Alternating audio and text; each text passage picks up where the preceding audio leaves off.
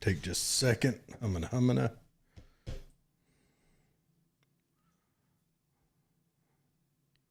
Okay. I am live. Everyone, welcome to Political Head Trauma, where if Head Trauma had a podcast, it'd sound like this. And hopefully back here in a minute, Dave will be back on. He's having problems.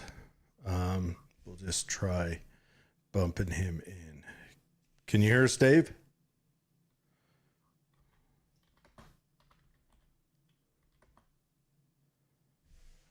He keeps bumping in and out.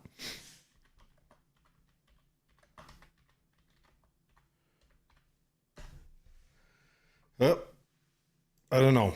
He's got to adjust his settings. We'll let him sit and linger like that. Holly is gone today. She is finishing up her Patriot camp, doing that stuff. And while she does that, I hear you.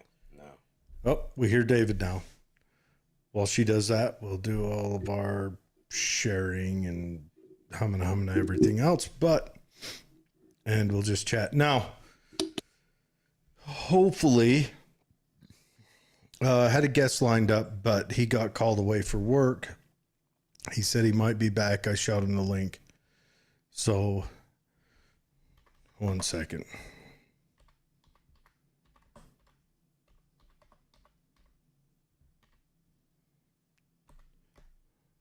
Anyways, he had to go handle some work stuff. And if he gets back in, hopefully he'll jump on. He is challenging Celeste Malloy from the Democrat side. So we'll give him the chance to, tell us about his motivations to run and everything. Sorry, got to do my sharing. While we just slowly spool up here. All right. Dave, do you hear us now?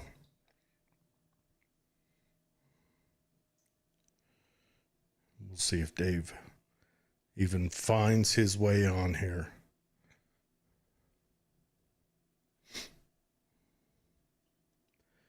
He's not on yet. Anyway, so I guess we may not have to, cover anything heavy today. Maybe we'll just see what's on the news. I know I want to talk about Germany. I've just heard about it everywhere. Haven't dug in deep, so maybe we'll dig in together. And yeah, this has to be.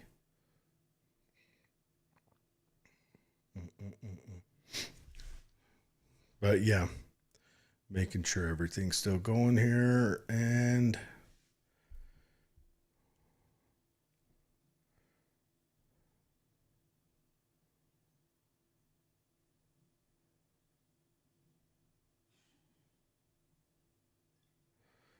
Dave, are you there? He's dying over there with this not working. We may have to have him just call in.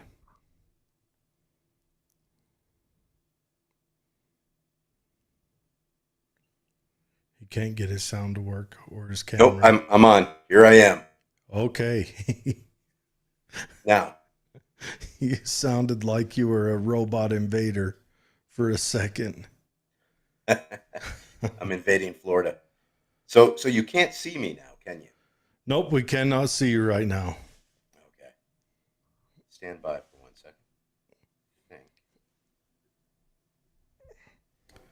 But so he's working that up. All right, everyone. So all right, talk real quick, David. Let's see if I hear you. Testing. 1, 2, 3. Yep. I hear you. All right. Well, here I am. I'm in Florida. I can hear you. You can hear me. Yeah.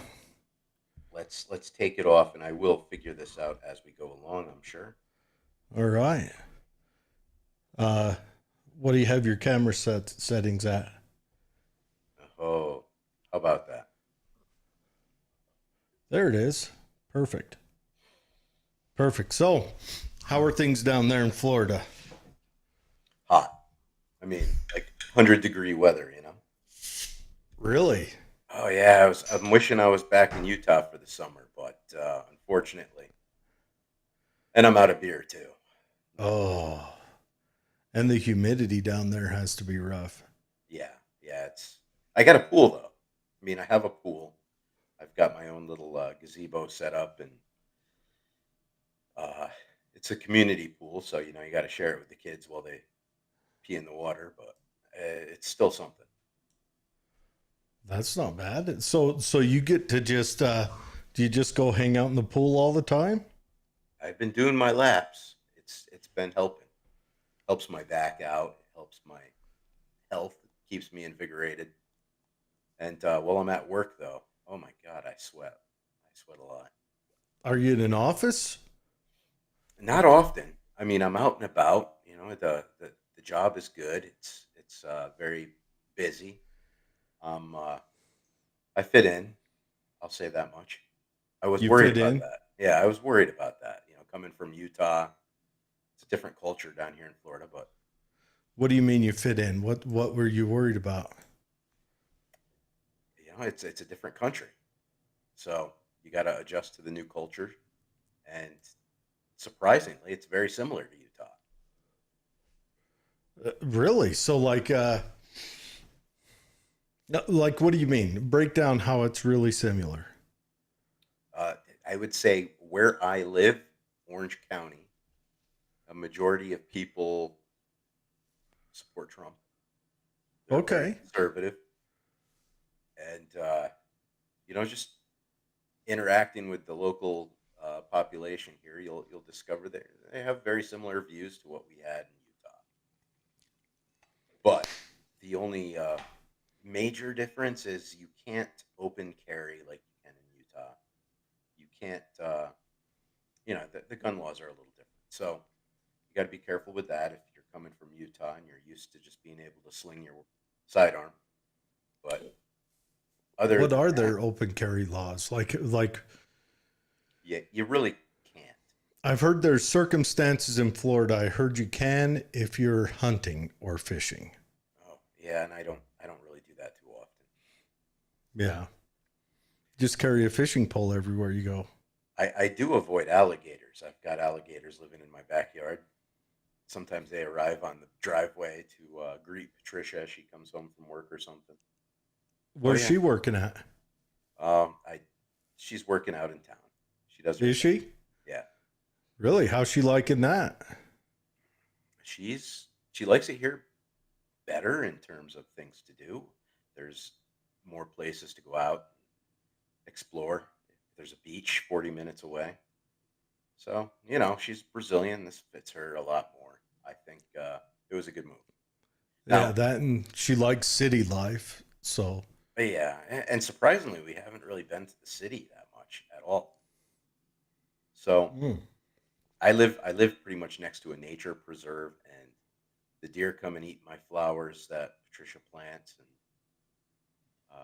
there's a swamp. There's a big swamp, so the mosquitoes will start flying at night, and they might carry you away. So I gotta put some mosquito netting up on the porch. you need But one of them really big beekeeper hats that yeah, drop pretty to the much. floor. How Pretty, big are the deer down there? they're about I don't know. I would say they're the same size. They're not that much smaller if they are. No, Okay. I've only seen a couple female deer that come up on my property, but I'm sure the bucks are out there. I know down in Florida, if you go down south, they've got the key deer, which are like the size of dozer.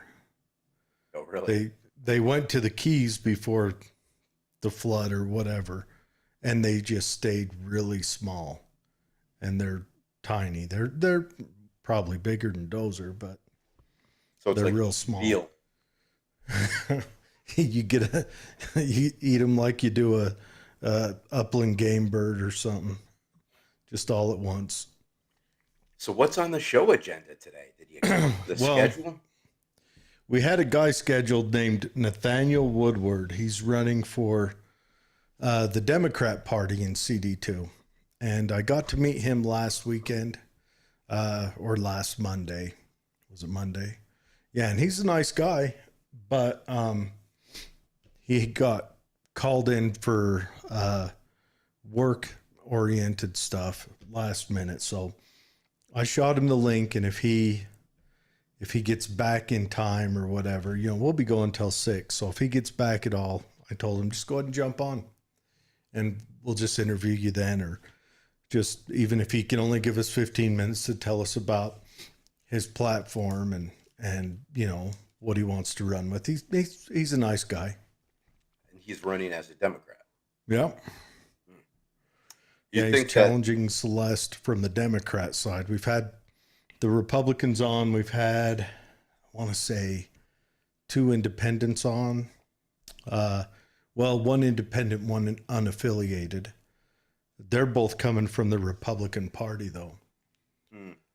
So you'd think that if you're on the Democratic team, you'd want as much opportunity to promote yourself on podcasts and things like that, especially with this race, because I really think there's a lot of disconnected people out there, disconnected from what they want out of a representative, or maybe what they think they want out of a representative. I try to follow it. I think it's interesting. Right now, you have your Green Beret, the guy that what is there? There's a second challenger in the Republican Party too, I believe. Is it Ty? yeah, we got Ty. Though Ty, I don't think made it through the caucus. Okay, so it's just Celeste and Colby are official Republicans, and then there's who is it? Butler and is it Butler? And then, anyways, I've got their names listed away somewhere, and they're running Moffitt and Miller. Is that right? And they're running unaffiliated and independent. And I'd like to reach out. Yeah, but here's the deal. You'd think that if you're running in CD2, which is a big rural area, it's a large area, and maybe you could carry that if you put all your efforts into just around St. George. He's from Carbon County, I think. He's down by Price, which isn't a very big area. And maybe you could win if you threw all your efforts into St. George. But you'd think you'd want to pay attention to everywhere else, Yeah, I always thought it was an opportunity to market your product. I look at the challengers and I'm asking myself, well, what are they offering to the peasants that they don't already have?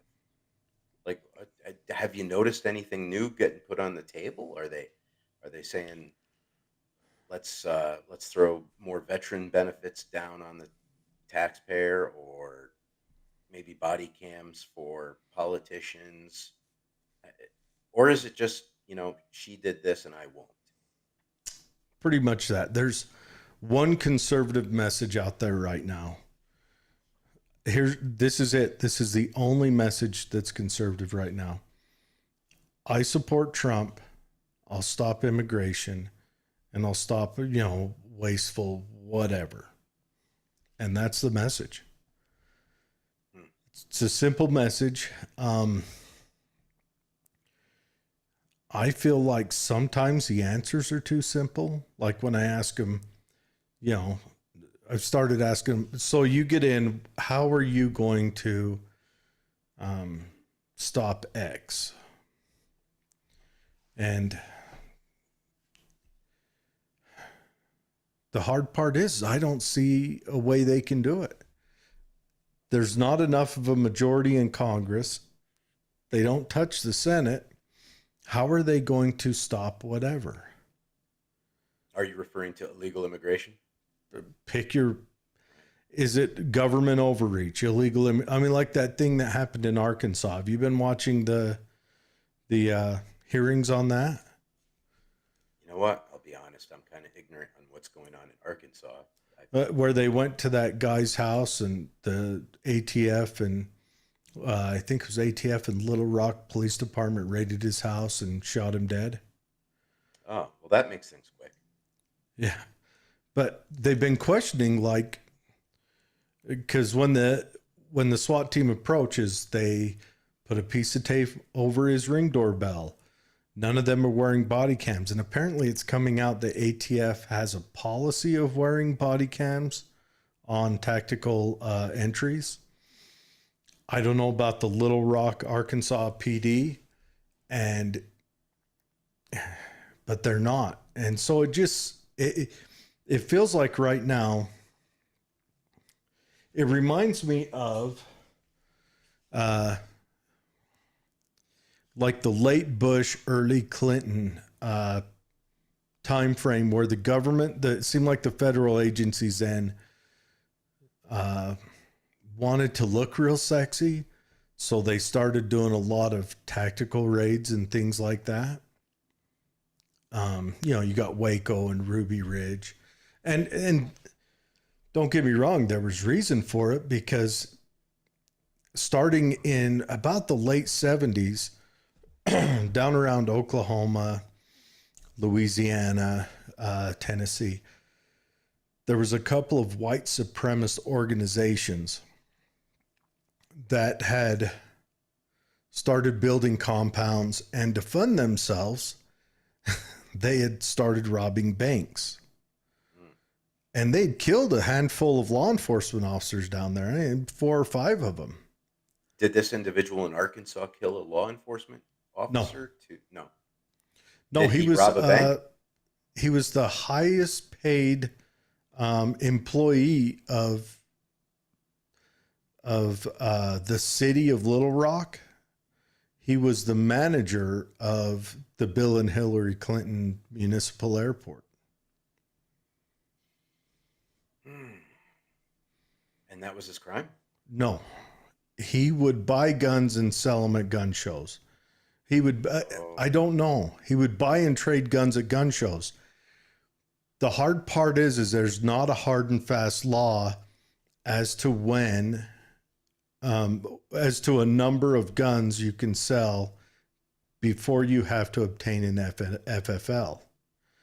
He didn't have an FFL. I think he had sold somewhere between like 25 and 50 guns within a couple of years span. That seems like a pretty harsh punishment for, you know, some sort of administrative error. The arrest wasn't even, or the warrant wasn't even an arrest warrant. It was a phone and records warrant. They just wanted to see his phone and records. So they do a raid at 6 a.m. when you would think there'd be a better time to do that, not at 6 in the morning when it's still dark outside, you know? You'd think like 6 in the afternoon when he's coming home from work and he's carrying his briefcase in the house. You just pull up right then and say, hey, introduce yourself. How you doing? We want to see your phone and your records. We have a warrant for him. Right? You know, I'll be honest, Jared. I think that unless it's a violent crime and you perform a no-knock attack on somebody's castle, then if things go wrong and the police officers do get in a shootout and someone gets attacked and injured or killed, there probably should be a law to protect the citizen because, you know, a fair gunfight law should be in place if you're attacking someone's citadel without letting them know who you I are, agree. why you're there, or whatnot. There should be a law that protects the peasantry to if they happen to win. Mm-hmm. I agree. And why would it be a no-knock warrant for his phone and paperwork? Yeah, again, I've always believed that police officers train for a mission. And so did we when we were in the military. You know, you're going to go to war. You don't really care who you're going to war against. What you're focused in on is your mission and how good you are at performing to the standard. I mean, Yeah, you could be going to war against the Oompa Loompa Empire. You don't care. You just want to do well at your job. And I think a lot of these police officer outfits, you know, they get their SWAT equipment. They're kind of sick of calibrating it every day. They're sick of going over the pre-checks and the safety features. They want to see how it works. They want to go out there with the battering ram and put it through your window. They want to jump through the door. They want to see if they can break down the door with the ram like the instruction manual says.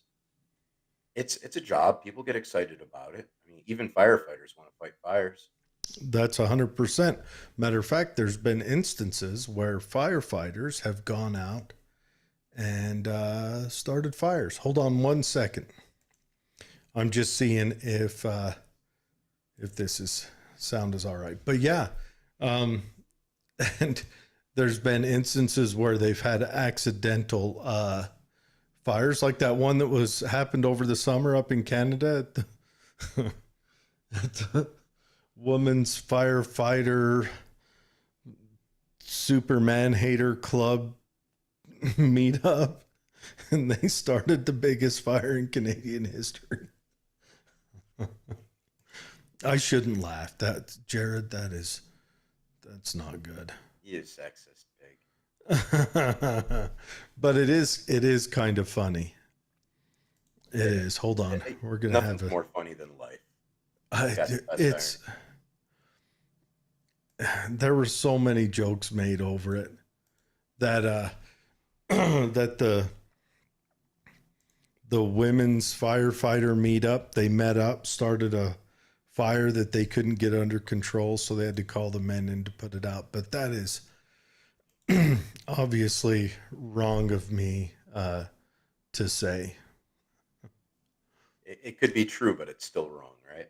Yes, And that's yes. the world we live in. I think that's the hesitation that politicians have when they say, "Let's fix X, Y, Z." Getting into the nuts and bolts of fixing X, Y, Z can be messy, especially immigration. I mean, the best way to fix immigration, just ask Kim Jong Un. He's got the best border protection on the planet at the Just lowest make a budget, place nobody would ever want to go to. but or get out of. Good luck. I mean, the guy's got it locked down.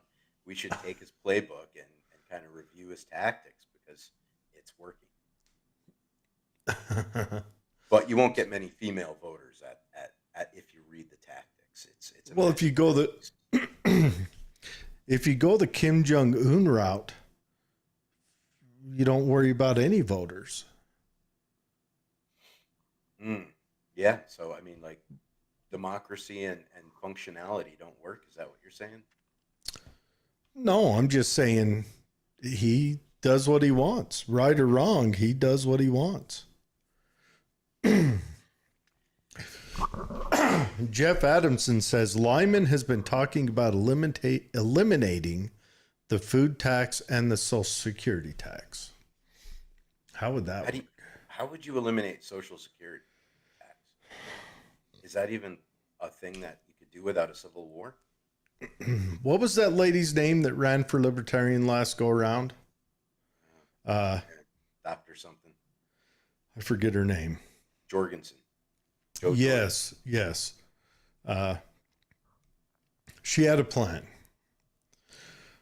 She was going to sell off all the government properties and buildings and build kind of a war chest, if you will, and then have like a cutoff date. So if you're younger than, say, 30, then it just cuts off. You know, you kind of eat that whatever.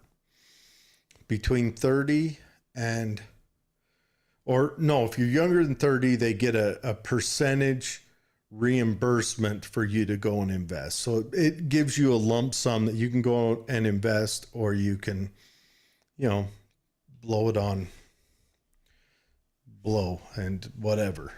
And then from X to X, you get a larger percentage, you know, all the way up till they reach the pre-retirement age.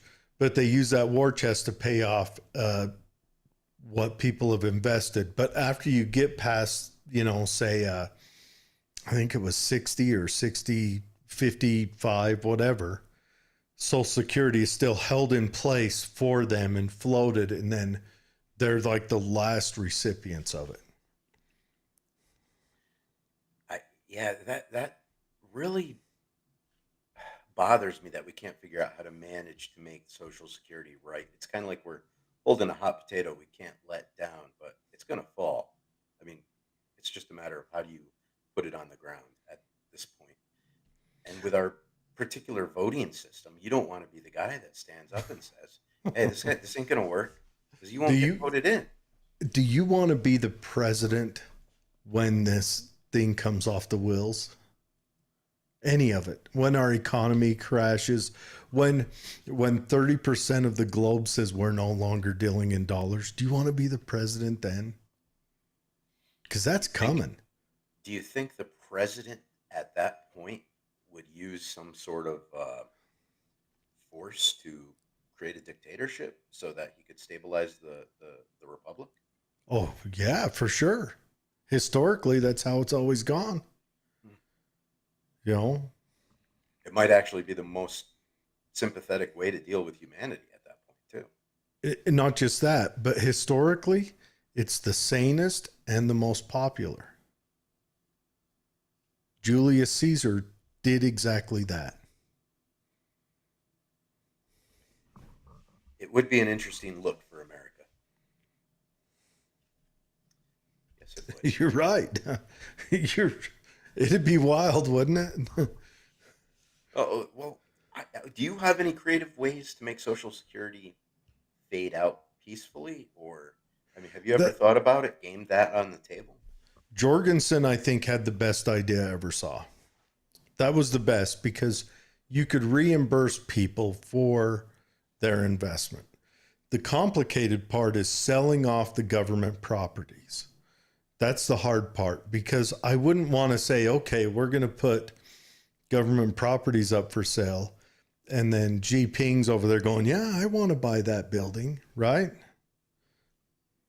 Because that's exactly what would happen. The Chinese would buy up every marble building because let's face it, our government buildings are the prettiest buildings in the country. Well, They've got the most marble and the biggest statues. you could sell off that federal land that everyone wants to chomp at the bits to get, especially Utah. And I always wondered, everyone's fighting to get that Utah land, but who would get it if the government did let it go, and how would it be distributed? That's Well, also an interesting game theory I like to think about. okay, here's the plan with that is it reverts to the states. So Utah, the state of Utah would get it. And then the state of Utah could put out bids, or the state of Utah would be there able to receive bids for development or use. So the state of Utah would then be the primary source of profit for sale or lease on those lands. Right now, it's the federal government. The federal government has no incentive to, how do I put this? The federal government has incentive to lease it out depending on political party and lease for use. So it's kind of used as a political wedge in a transparent hostage. We just had a correction on one of our comments here that I think is important to think of. And I didn't realize that Social Security had a tax on it, but Jeff is stating that he meant the tax on Social Security. So when you get Social Security, you actually get Oh, taxed on that. I don't get Social Security, and I wouldn't imagine getting you do taxed on it. get I guess you taxed. do. Hmm. You get How fair is taxed on that? everything. Yeah. Well, almost anything. I can think of one particular asset that you can get away without taxes if you feel like Right you need to. now. Hmm. Currently, yes. Believe me, they're angling to see how they can tax it. Oh, I'm sure they are. I'm sure they are. They're angling just to try to figure out how it works. That, or what do you think? Here's a bigger question. What do you think the chance is of them? I know they had a vote in the Hold on, I'm checking the sound real quick. I know they had a vote in the was it the Senate to try to make it so that the Fed can't do a CBDC, or was it CBDC? Yes, Is it? that's what it is. Yeah, It sounds like a gummy product, but I know. what it It is throws me like I want to walk in and go, "Hey, man." vote for CBCDs. They'll make you high. Right. Do you think they're gonna? Do you think they're gonna stop that? I don't see how they could. I mean, if it makes sense for the government to want to do that, they can control a lot more features of their currency. And I hope they do. I think I don't think people realize the threat that they're under with fiat currency, and it's kind of fun to watch them turn up the heat so that they look for alternatives. And the sooner they look for alternatives, the sooner good things can happen. Because when people go in the right direction versus staying on course to the iceberg, you know, just more people survive at the end. But Do you think if they put a CBDC in, that it would drive more people into Bitcoin, Ethereum, yes, whatever? it'll also teach people how to use a digital currency, force them into it, and then they'll realize, oh, I don't want to use the government. Because there's great products out there that the government can't control, and then there's the ones that the government can control. But people don't want to invest the time to learn how this stuff works. It's kind of boring, you know. Nobody really wants to sit there and learn about blockchain technology and transaction IDs or Merkle tree roots. Nobody wants to do that, and I get it. It takes a good 8 hours of your life probably to figure this stuff out. And if the government does force you into a centralized digital currency, I have a feeling it probably won't be blockchain centric. It'll probably just be something like PayPal. But Yeah. either way, it'll definitely show them uh, how evil the government can truly be. And it's always good to know that the lion bites before you try to pet it. Do you think they'll just rearrange the letters in Swift and call it that? Hmm. Swift coin? No, Swift. Yeah, Swift, our banking telecommunication system. yeah, the network. They'll I just mean, rearrange the letters in that, and they'll call it you know, Wifts coin or something. no, the Swift system can stay intact. No, but Uh, what I'm saying is the Swift is a system that we use as a bludgeon against our international enemies. and Like, ourselves. well, yeah, but like we Yeah, get mad at Russia and we're like, we're kicking you off Swift because that's what BRICS was designed to compete with was Swift. correct. But it'll be just like Swift. So they'll have the government currency. It'll be fiat on one side and, you know, slaves on the other. Much like we have now, it'll just be, which right now, essentially we're at a digital currency anyway.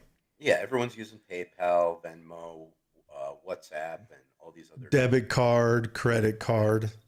Those are all digital currencies. Just because it's called the dollar, how many physical dollars do you have on your person or in your house right now? My wife took them all. Yeah, but how much does she have? I don't know. I don't know what she has. All I know is I woke up and there's nothing in my wallet. All right. Went to go buy some cookies at work and they're all gone. You're standing at the vending machine, tear, like an Indian that just saw someone litter. Yeah. So Does your significant other do that? Do you like find her like creeping creeping dollar how bills long out have of your you wallet? and Patricia been together? I can't since the beginning of time. See, I haven't been together with my significant that long, so no. I imagine there's a window that you pass through, and then after you pass through that window, you're just you're just A single entity. an extension of their will and desire. You just don't know it yet, Yeah, right? it's kind of like watching CBCDs creep up on the economy. Well, no, but what I'm saying is, like right now, your money isn't physical. Like no matter how much cash you have in your pocket, you've got more in your bank and in your credit card and in your loans and in your equity. And your equity, you could argue that's actually real because you're sitting in it. Although the inflated or the valuation of it may be fake. So everything right now, we're living in kind of a fiat digital currency. And everyone argues, well, Bitcoin isn't real. And your dollars are. Your dollars are just an agreement. They're an imaginary agreement that you've said and everyone else has said, yeah, we'll take those for this. Yeah, and it's everything used as a currency is quote not real. It just has to be agreed upon. Yeah, that is true. Though some things carry more inherent value, like if you went back to precious metals, they carry more inherent value because of their usefulness. Whereas the cloth and lint dollar doesn't carry that much off the books usefulness, but neither does plastic or electronic energy. So it's all just, I guess, semi pretend. Well, speaking of semi pretend, let's go back to the political arena in Utah. Well, hold on. I wanted to ask you about Florida. What was the feeling there when DeSantis was still in competition? What was the feeling between him and Trump there? Were people more on the DeSantis train, or were they still on the Trump train and wanted DeSantis to stay out? I'll be honest. I think it was probably more towards the Trump train than allowing DeSantis to overshadow him. I mean, I don't think that people would have objected to him being president here, but I mean, he has a certain charisma. A je ne sais quoi. He's definitely a populist. He is. And I get the feeling there's a lot of people that want to see him finish what he started. It's fun to watch people react to him from either side. I mean, have you ever seen America more energized? Whether you're pinging off the wall or you're celebrating with champagne, I don't know. Either way, you're involved. You're feeling it. I don't think I've ever seen America more involved in politics than these past 8 years, to be honest with you. Very true. Obama had a few polarizing moments, but nothing like this. Trump has been polarizing from day one. He's and I don't know why. I'm trying to narrow it down. Is it just his tone of voice? Is it he hasn't really done anything that most any other presidents haven't done in the past. Well, one, he speaks more candidly. And that bothers people. And that bothers or enlightens people. A lot of people like that. But I think him speaking candidly, and I also think that, what was it called? The Pied Piper plan that Hillary Clinton and CNN came up with, where CNN hated him and talked about him nonstop negatively. Well, first they were neutral about him and talked about him all the time. Fox in the beginning hated him more than CNN did. And then once he started climbing in the polls, then CNN started hating him. MSNBC jumped on board. And that's when everyone got involved. I think it was a mix. And he got brainwormed in. He was like He was like the song that got played on the top 40 radio station every hour at the top of the hour. You may hate it, but you're going to end up humming it at some time during that day. Yeah, it's gonna be an interesting uh, political race, that's for sure. What do you think happens? I'd like to say I feel like Trump's gonna win, but I just don't know if the system will allow it. If he does, do you think that we're going to have 4 more years of summer of love? Not really. I don't. I mean, I don't think our interest rates are going down, which is what I'm hoping for. I think it's a long shot, but I mean, I moved from Utah to Florida. I bought the same value house, and I seem to be paying twice as much. Yeah, You know, you took a pretty hefty hit on that. something I think. So our VA loans, that's what I use. I use a VA loan, right? And they're really good if you want to not have a down payment. That's about the only advantage I can really see in them. If I were running for office or something like that, I would definitely make sure that veterans get a 2% out of the Federal Reserve. Something that kind of stabilizes the economy for the population that could easily dethrone the republic if they get angry. So the move was harsh in that direction. I won't lie, that was harsh. I'm twice as poor as I was, and no, nothing really changed except for the seat of power, which influences mortgage rates. A mortgage rate is everything in this economy. Do you think it was Biden getting in that made them do that, or do you think it was the COVID response? I'm sure it was probably a good portion of both. I would say that Biden's ability to rally the economy is not nearly as intense as Trump's. I don't What? think. Hold on. Repeat that because I'm shocked. Biden rallies an economy? Well, yeah, if you can call it that. I mean, it more or less strangles it into a higher morale. I don't know what he's doing right now The to keep the whippings will economy afloat. continue until morale improves. Indeed, indeed. But yeah, I'm sure the COVID response didn't help either. I mean, how much money can you just print, give away, and not ask people to be productive? I blame at least a quarter of that on Trump. Well, he did have the initial COVID response. The initial, he, but I don't know exactly what he could do to keep it going, but he wanted to look good. So he forced the checks to be handed out was it the first go around where checks with his signature on them?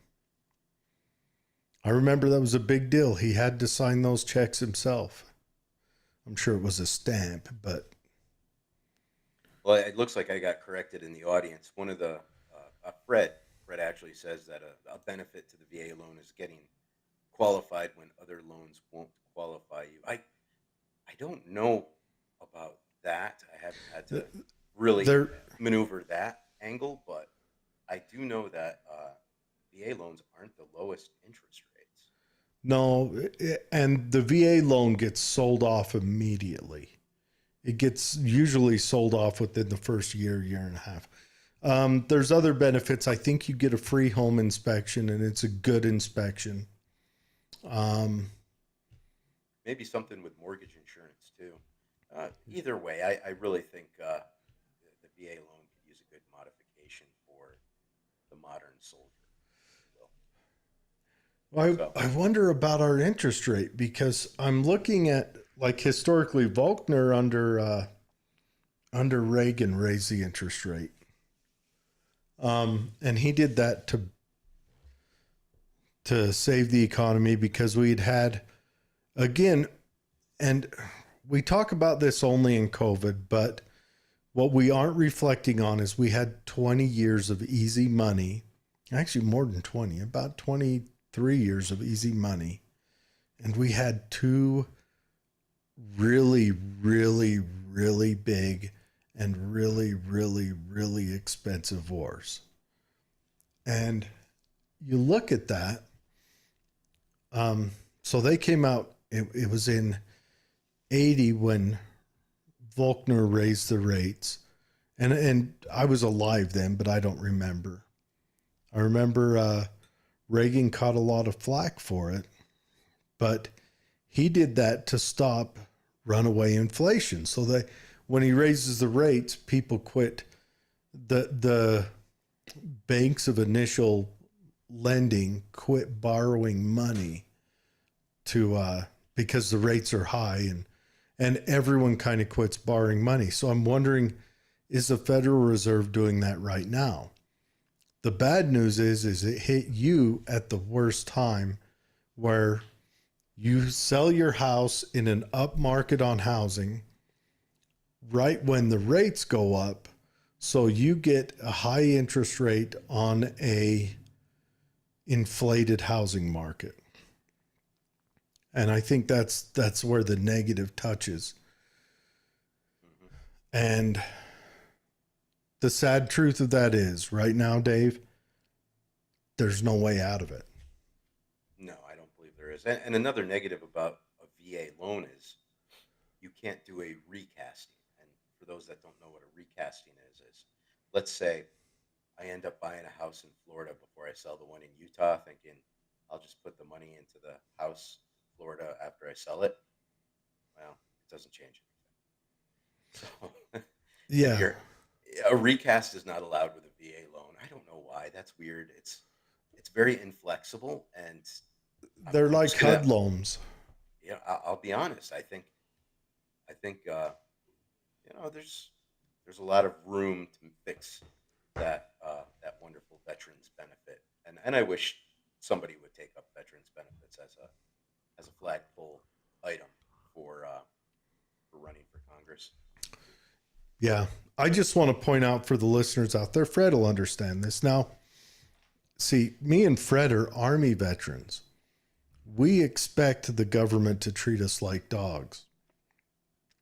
Dave is an Air Force veteran, and his idea of government treatment is of a little higher standard than mine, because I go in dealing with the government to expect to be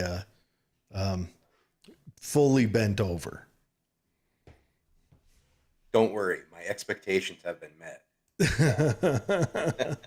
It's almost like you joined the Army.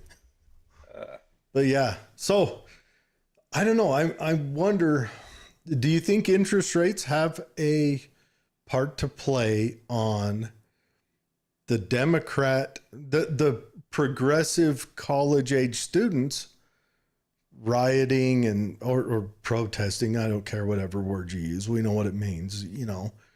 Chant by day, light fires by night.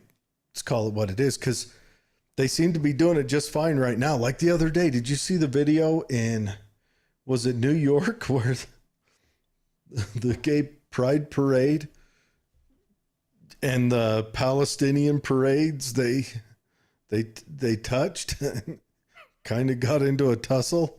really, I'm just like, progressives, go get it. I would have never thought. You'd think they would just like meet up and high five each other. Oh, let me look that up. What do you call it? Pride. Pride Palestine.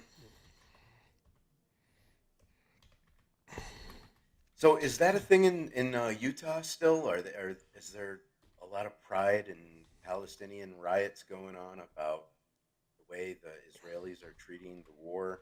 Is that a big deal in Utah, or is that just a New York thing? Um, yes, but I don't know. Is it a big deal? So the the Israel-Palestine conflict is there's not a lot of it out here. There's a lot of it online. Out here, most of the protesting, like the local people, the guys around here who make a cause out of everything. Most of their stuff is done on Facebook. But there still is some very limited pro-Palestine protesting in Salt Lake and obviously at the colleges, but nothing like you see at the bigger colleges. The pride events, I mean, we've got pride events going on in Tooele, I think this weekend. I think up at the Tooele Marketplace. Yeah, Tooele Marketplace. Yeah. And I saw the ad for that. It's a drag picnic or something. Should be not gonna lie, it did cross my mind to pop on a tutu and a leotard and go eat lunch, but I couldn't find eyeshadow to match my eyes, so or however you do it. But I don't know. I don't know. It might be a pretty interesting show to pop up and kind of interview those people and see what's going on in their heads. They are a fascinating bunch, and I really think God, you are a butthole. Oh. Now you put that idea out in the universe. Guess what I'm gonna have to do? Actually, I'm going self-defense shopping with a friend's older sister tomorrow morning. So my morning is at least gonna be wholesome. She needs a self-defense system, so we're gonna go look at some options and talk about what she's looking at. Yeah, I think that's a great way to start such a traumatic event. You have to go over there and interview those people, but you gotta give everybody a chance to say what they think and put it on the internet for world's history. It's like graffiti on the wall of history. People got to know this stuff really happened in life, especially in Tooele. You're probably right. I should probably at least swing through there with the phone and ask people what they're thinking. And maybe one of them will make sense, but I think it's something to really think about. I mean, if that can happen in Tooele, a very conservative town, a town that I grew to love, it can happen anywhere except for where I am now. I don't see it happening in Orange Park, where I am. But really, yeah, there's too many alligators and swamps. Well, maybe I will swing by there. Even just to get a account of how many people show up. And I'm friends with a lot of people that have little small businesses there.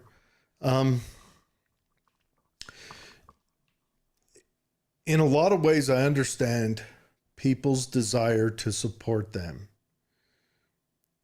What I have a harder time understanding is when you have a desire to impose your sexuality into the world. Look, if you're a man that wants to dress like a woman, that's fine. Do your best. Go out and do your thing. I'm not going to harass you. I'm not going to come up and, throw rocks at you or put a kick me sticker on your back. But I'm 48 years old now, 49, whatever. I've got 49 years of when I see a man, I say, "What's up, dude? How you guys doing?" Things like that. You're not going to switch me out of that real easy. So, and I'm not doing it to offend you. I'm doing it. That's just a natural reaction of mine. So don't get angry at me for it. Suck it up and drive on. Today, I took Katie's oldest to Taco Time, and the individual in the window looked like a 20-something-year-old who was wearing dressed like a Taco Time employee. I guess they wear kind of a uniform, but looked like they had makeup on and long hair, like they were attempting to. And, perfectly cordial. But as I'm leaving, I say, "You guys have a good day." There were two of them in the window, how it normally stands. And that person, regardless of how they're feeling inside, just said, oh, okay, thanks, you too. And that was the appropriate way that both of us dealt with that. Now, had that person says, don't you know I'm a woman? Look, Ray Charles could see you're not. Do we have to dig through the weeds on this? Do I have to do an algebraic equation in my head every time I engage with someone new? No. Root cause analysis. Yeah. Five whys. And I'm not, and it's not to be rude, which I'm grateful that this person was just cool about it. Just like, okay, you too. See you later, Well, there Just are how a lot it of should be. trends. There are a lot of trends that are normalizing. I remember when guys started wearing earrings when I was younger, and I was like, "That's pretty freaking weird shit." But I I don't even have a tattoo. I don't do any of that. I have my quirks, I guess. But now the norm is for guys to paint their fingernails out here. I've noticed To there's a do lot of what? guys are painting their fingernails. Really? Go on. Yeah, like rainbow colors and shit. I don't think I don't think that is a taboo anymore. It's at that crossing point where this is pretty standard. Guys are going to paint their nails. It's Hmm. the way it is. It's the new earring in the ear. So Hmm. and I'm finding myself in that position where I'm a 46-year-old male. I'm stuck in my ways. I've been I've been told I'm a bit of a bully. I don't think so. I abide by the non-aggression principle, but me speaking directly and being transparent and upfront about how I feel about things is the offense of a lifetime nowadays. And people have to learn how to speak double talk or how to step on eggshells in order to exist in the economy nowadays. Otherwise, you get black marked or banned from Tooele News or something like that. It's those little groups that The Facebook groups. yeah, things like that, and it's sad because I feel like I give good input and I'm at least open and honest about how I feel, and the people that can't do that bottle up. They get intense. They actually become emotionally distressed in the future if they continue not to be able to express themselves properly. And it's one of the keys to staying young and healthy is being able to emotionally express yourself properly. Well, I love watching the individual that runs said group that gets mad at you and bans everyone. He's always mad at another same type group because they banned him. And I find it kind of comical. The whole pot and kettle thing comes to mind. But yeah, I know what you're saying. Dave, they love opinions as long as it's theirs. I don't even know if it's theirs, Jared. I think the opinion is put out by proper authorities and everyone gets in line. And I don't know how that opinion is inserted into our culture, but I think it has a lot to do with money and power So and the people that wield it. the individual you're talking about, we had him on our show, correct? Yeah, that's the guy. So you think maybe he doesn't earnestly support that opinion, or do you think that maybe he's a hanger on to whatever new thing comes down the pike? I think a lot of people want social acceptance. And That is very true. Do you think he's one of those? uh Because I could see it if you think that. I could, because I've seen him post some stuff that makes you think, hey, look at me. I'm a good person. I want attention. right, a lot of people are virtue signaling nowadays to try to Mm, fit in. Or maybe it's a protectionist thing because if you don't virtue signal, your group will attack you. that's true. I mean, if you're not part of that group is insane. They ping off the wall. That I don't know how any other way to put it. And I imagine that stuff can become violent and scary. Maybe not violent. I mean, I imagine those guys could tear through a piece of paper, but two or three, stopping them dead. But I'll tell you what. I've seen some videos of these Palestinian protests. I think those are different. Black Lives Matters. These are the people that Those are different. curate the narrative.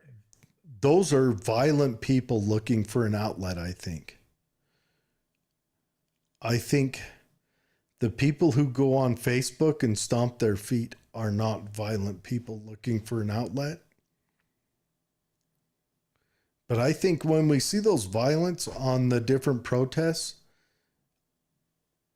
I don't even think those people are supporters of any cause. I think they're just sociopaths looking for something to do. The ones that commit the violence. Yeah, I don't know. I can just tell you what I see in my observations, what I hear about people getting transported into buses to particular protests, and that stuff all costs money. That stuff requires leadership of some sort. Well, So, okay, you've got communists that pay for that and manage it.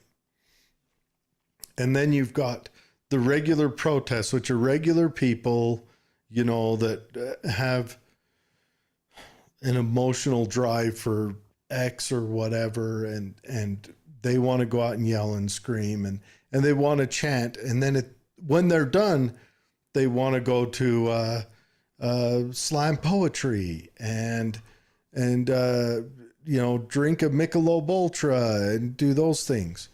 And I think on the outskirts of that, and I could be 100% wrong, I think you got sociopaths, guys that want to hurt people.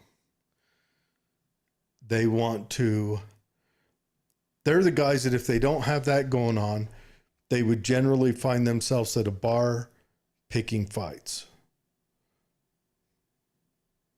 They would travel in a group of 4 or 5, like the kids down in Arizona. What do they call them? The goons. There's a gang of like high school kids in Arizona that's killed a kid, beat him to death. Just barely happened. What do they call them? I can't remember. They call them the goons or something. They're just kind of sociopaths. That's their fun. That's their entertainment. I could be wrong, but that's what I feel like it is. Because then, of course, you got like Soros, and then they just pay for it. They just want to disrupt the world. yeah, and I do believe that those people that hold the financial resources and the power, they insert these narratives and they grow these weird cultures somehow in petri dishes or something inside of their incubators. And then Mm-hmm. they release this stuff out onto the world. It's like social Wuhan. Saul Alinsky's Rules for Radicals. That's exactly what they're doing. Yeah, so I, I like to avoid that stuff as much as I can around this area because I have a heavily populated city I live in. Jacksonville's over 1 million people. That's like 1/4 of the entire population of Utah. That's So like yeah, what would that be?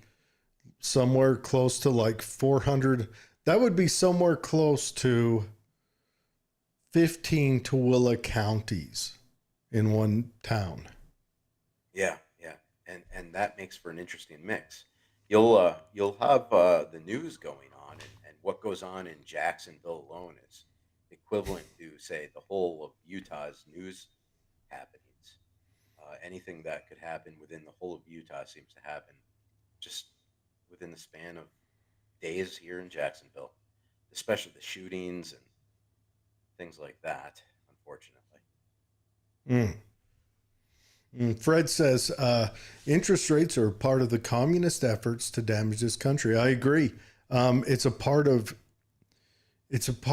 growing control into unelected bureaucrats. And if anyone thinks the Federal Reserve is not unelected bureaucrats, you're high, because we don't get to elect them. We don't get to throw them out. Most of the time, we don't really even know who they are. And then he says WTEF. What does that mean? I think he was talking about your possible interview sessions over there at the transgender Oh, show. oh, when he says, what time is the Pride thing in Tooele? I don't know. I'm going self-defense shopping in the morning, and then I'll probably swing through there just to see what's going on.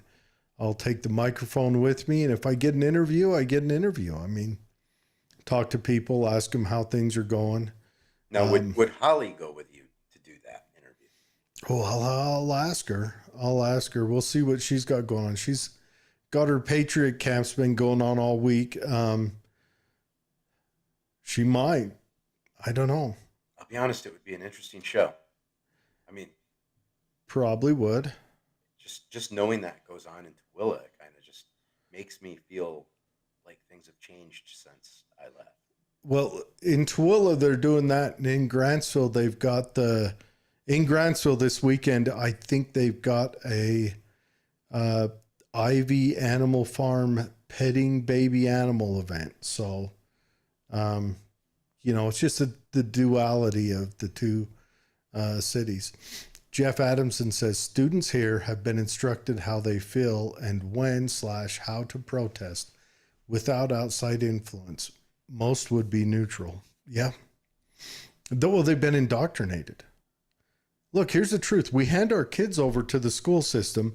The school system have taken the youth that are becoming teachers and they have indoctrinated them. And so you hand your kids over to the school system and that's what you get. We had Nicolene Peck on last week. That was an awesome interview. And we barely talked about her run for House 28. Her work on raising kids and building culture, I think, is one of the most important things to come out of this county right now. Now, does she run pods or homeschool organizations? She's an author. She's an author. She cruises around the country and gives speeches on how to raise kids so that they're self-governing. She also has a podcast, Nicolene Peck on YouTube or whatever. If you're raised, what's that? We interviewed her together one time, I believe. Did we have Nicolene on one time? I don't think we did. Did we? I don't remember it. We did. But no, this lady, she's doing the Lord's work. Maybe Fred will go there and be my co-host on this on the Pride interview stuff. He'd fit in. Yeah. Yeah. Me and old Fred running through it. But let me I'm gonna do a story share real quick so you guys we can read this this story. Let me get everything popped in here. Okay, so in Philadelphia, anti-Israel protesters block and disrupt Philadelphia's annual Gay Pride Parade. They touch tips, you know what I'm saying? Played a little bit of D-chicken. So anti-Israel protesters at Philadelphia have shut down the city's annual Pride Parade, blocking individuals from marching in the streets and chanting slogans comparing Israel to another infamous racist groups. According to videos posted of the event online Sunday, dozens of protesters stood in the middle of the street to block drum lines and dance troops. God, just You got to ask yourself, like, all that human potential to do something productive on a Saturday, they choose to do that. It's so much potential lost when they have these weird pride parades, protests. So I don't even know what they're protesting in the palace. They're just like angry that they're using bombs, or they want the Jews to die? I don't even understand what their demands are. But it's still, That's where do they get the money to take that kind of time off? I don't know. that's the question. What do they look?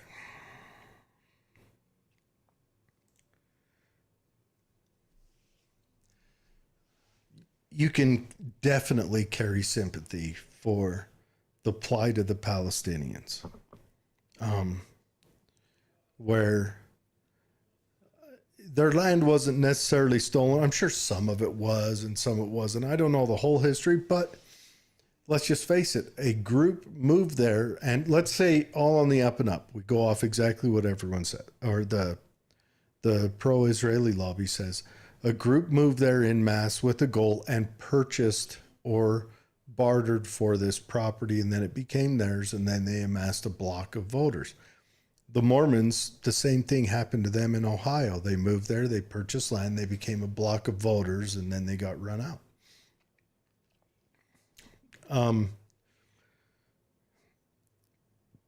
But what do you want to be done now? Do you want to have all the Israelis like just thrown out? And where do you send them? Well, You I know? don't know. I don't know if you've seen on Facebook, but there's a lot of propaganda for Palestine. I've seen the Oh, pictures it's of the blown up babies and all this other crap, and the Jews don't exactly have anything going on. I mean, you well, try it's to talk to because them about October 7th, and they want to censor every video there is.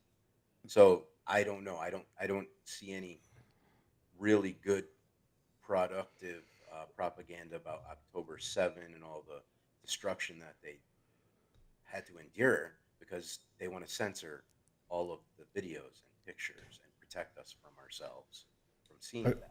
I've explained this a few times. Dave, the progressives have taken over. Nowadays, it's all about perceived melanin.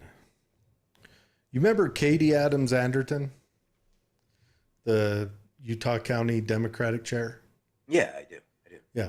I was talking to her. She's Jewish, and I was talking to her, and I was like, it's it's coming home to roost. All these progressive, the funnel of progressive confetti that they fed down the kids' heads is coming home to roost. It's on them now. You know, there's one group you're not hearing a peep out of, and that's the Southern Poverty Law Center. They run around the country making up racist, anti-Israeli, anti-Jewish things all the time.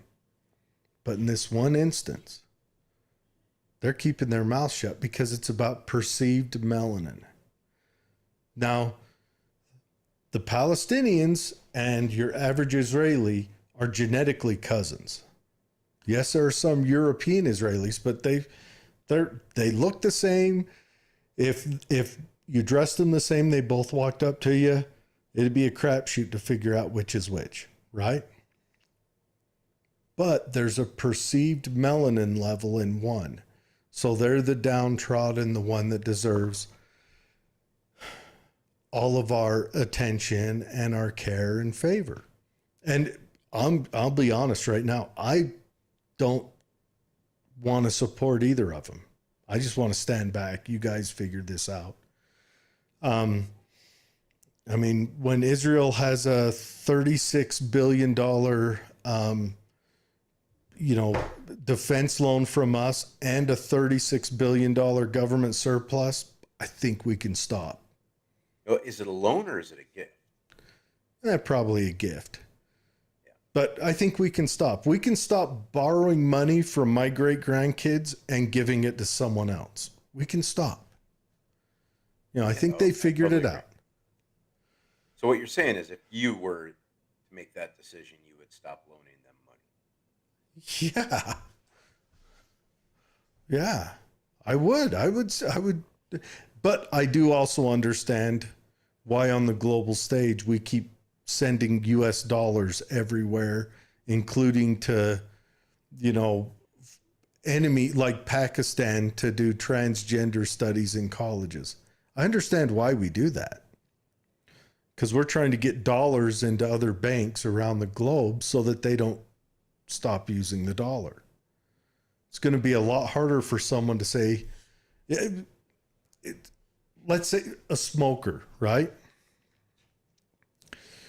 Most smokers don't quit when they have a full pack of cigarettes in their breast pocket.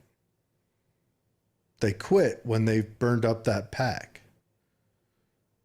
So right now, they've got a whole bunch of dollars in their banks. So that's leverage on them not to quit using the dollar. Because once the globe quits using the dollar, the party's over. They're turning out the lights. They're sweeping the beer cans into the garbages.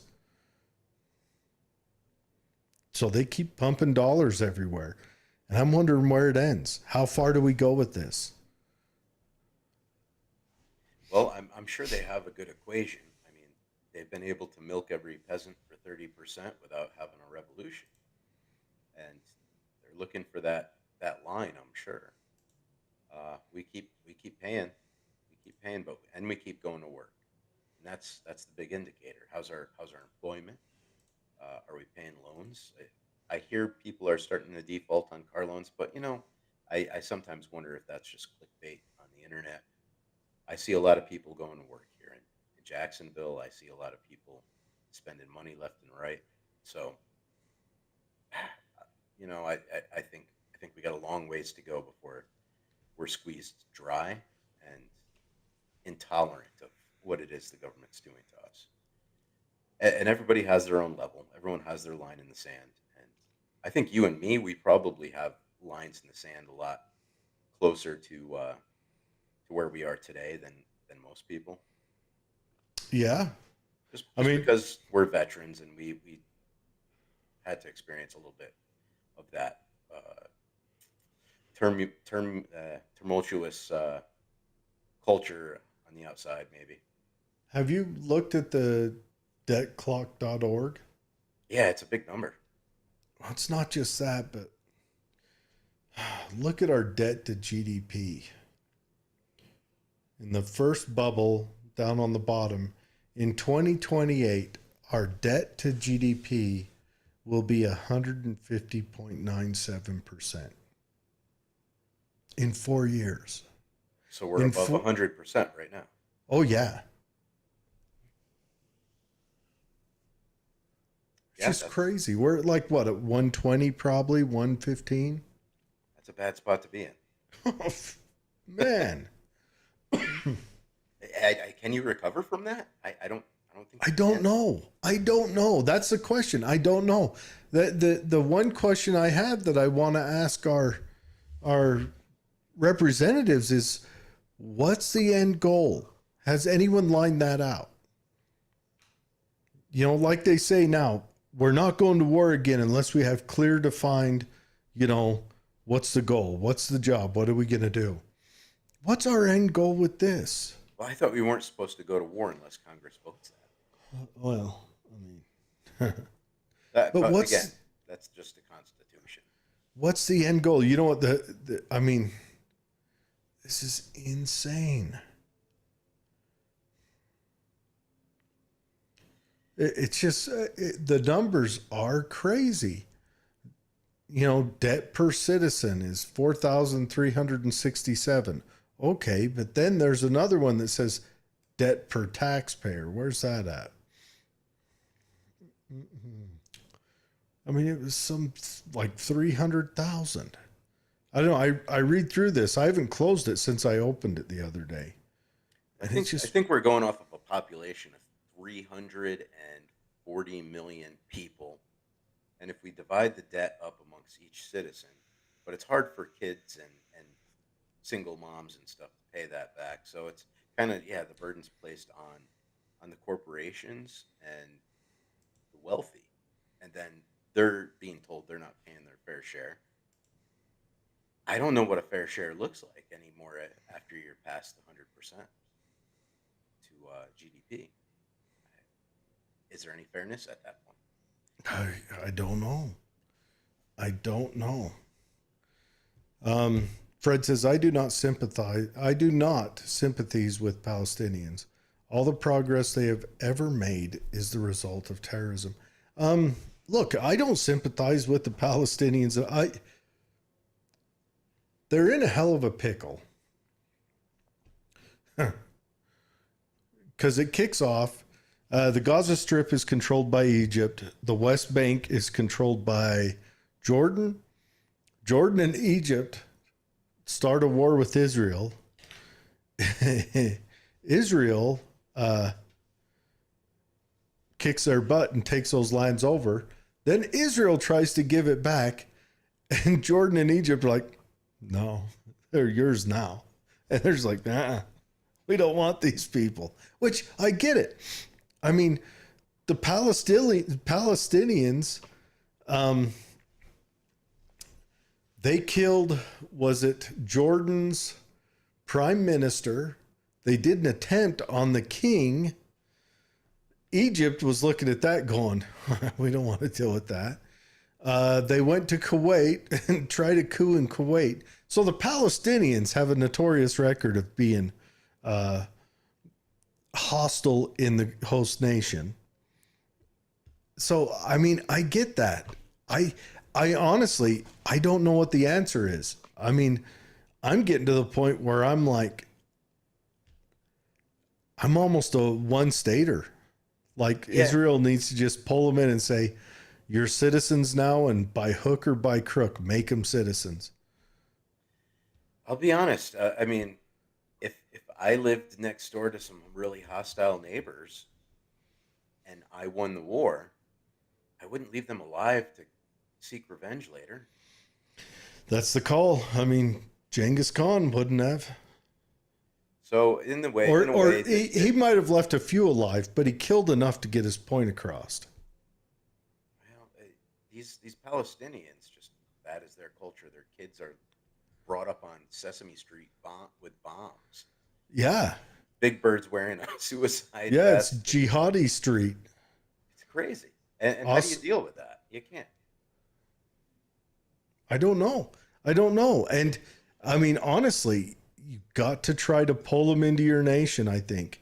And I know everyone hates this, that the big talking point is two-state solution, but I don't think you'll ever be able to make a state next door to you that's going to like them like that. I don't know how they do it. Maybe they'll have a guy like Hyundai in South Korea, who's technically a North Korean that defected, started a car company, and then has like a Hyundai plant in North Korea and kind of builds a bridge that way. But that hasn't even worked. I don't know. And I think you just have to make one nation, just absorb them, Jared, make them citizens. I'll tell you what, the people down here in the southern region, they're still pissed off at Sherman. I mean, yes, they are. That was years ago. Yes, they are. And down there. When you take everything from somebody and leave them alive, they get to tell the tales to their children, pass the blame, and it lasts forever. And that's what the Jews did. They do a lot of, we was kings. And then those people look at it like, I would be totally successful as if it wasn't for your great grandfather. And you know what? They probably would be. Maybe. The truth is, Sherman wiped everything out. They're right. But Sherman didn't kill them all. And that was not normal for that time period. When a general goes in and does such devastation, I can't think of any other point in history where he left them all alive. Not during Total War. No. Not during Total War. Fred says, Tufsky, Shitsky. That's Polish, right? Yes, it is. Jeff Adamson says, the problem with the fair share spokespeople is they want to fund things the majority does not. Yeah. Well, and they want to force you to adhere to their lifestyle, which, don't get me wrong, the conservatives, especially when they're in charge, whoever has the cathedral wants that as well. The conservatives, that pendulum's going to swing, and the conservatives are going to be in charge again, and they're going to want to force people to live by whatever values the conservatives hold at that time, which will probably be right now, today's values, and not the values that we're going to see in next year in 5 years, which is how it goes. The conservatives catch up, but when that pendulum swings, they're going to be arguing for the same thing. Yeah, and you can see a little bit of that culture going on here in Florida. The state legislation has banned lab grown meat. I mean, that sounds pretty conservative, right? Yeah. Banning something, you know, just a lot of little crazy little conservative type enforcements like that. And their And weird you swung the virtue. pendulum. The word for, yeah, okay, virtue. It's virtue. It's like, Hmm. look at how tough I am. I'm going to ban lab grown meat. Is it going to make a difference? Is there a fiscal or technical reason to ban it? I could see if they said, hey, if you've got lab grown meat, that's got to be announced on the package. I would prefer that. Yeah, and unfortunately, the Conservative Party is really good at banning things. Huh. It doesn't make us a more free people. It doesn't make us a more responsible No. people. It makes us actually, I think, less capable of handling life when we just outlaw things. It's just the different colored bumpers come up on the bowling lane. Yeah. So, it does take a little bit of both parties to, I think, somehow balance us out as a society. Or you can just, maybe, I hate to say it, but libertarian philosophy still has the best sounding ring to it, even though Yeah. they're as crazy as nut jobs too. What do you think about the latest libertarian convention? I think they shot themselves in the foot. I really think do. I think they shot Biden in the foot. Biden's really blown it with any libertarian type personality when he vetoed a law to help promote cryptocurrency in the economy. So, Mm-hmm. I mean, you really shouldn't have done that. Well, it's not just that, but let's go through who the libertarians elected. Oh, did they finally decide somebody for president? What's his name? Chase. They elected a Chase. Let's see if his name comes right up. Chase. No. I want to say Chase Bodine, but that's wrong. They elected a guy.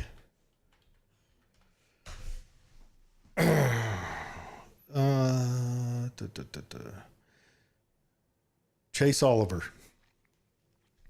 They elected an openly gay man who's very intelligent. He's not awful on a lot of things, but he was okay with businesses. This is one of the things that kind of kills him, I think, with a lot of the regular people. He's okay with businesses putting a vax mandate on. And so he's from the left wing of libertarianism. And I think by electing him or nominating him, I think if he does peel any votes away, it'll be from the Democrats. Is he really that left? I don't. When you say left wing of libertarianism, I still don't see how you can be left wing of free. He's not from the Mises Caucus, which would be considered right-wing libertarian. Gotcha. He's from I think the Liberal Caucus. I think.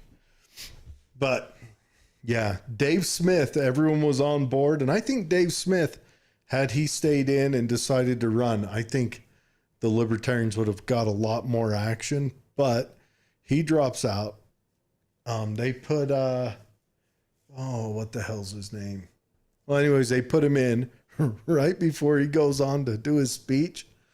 he eats a CBD or a THC gummy and just he goes up there, he's blown out of his mind. So his speech is just a high guy up there talking. Um, Have you ever watched somebody go into a gummy coma before? I haven't It's pretty scary. I won't lie. really. Yeah, it was probably one of the scariest moments I've ever seen. I've When never had a gummy or any of that, so I don't know much about it. Um, I actually watched somebody practically go into a just a paralyzed, comatose uh, position, and they couldn't really move. They couldn't really communicate. It was pretty scary. I'll never want to be is, around that stuff. is there a chance to OD on THC? I don't know about that. I mean, I think you could OD on anything.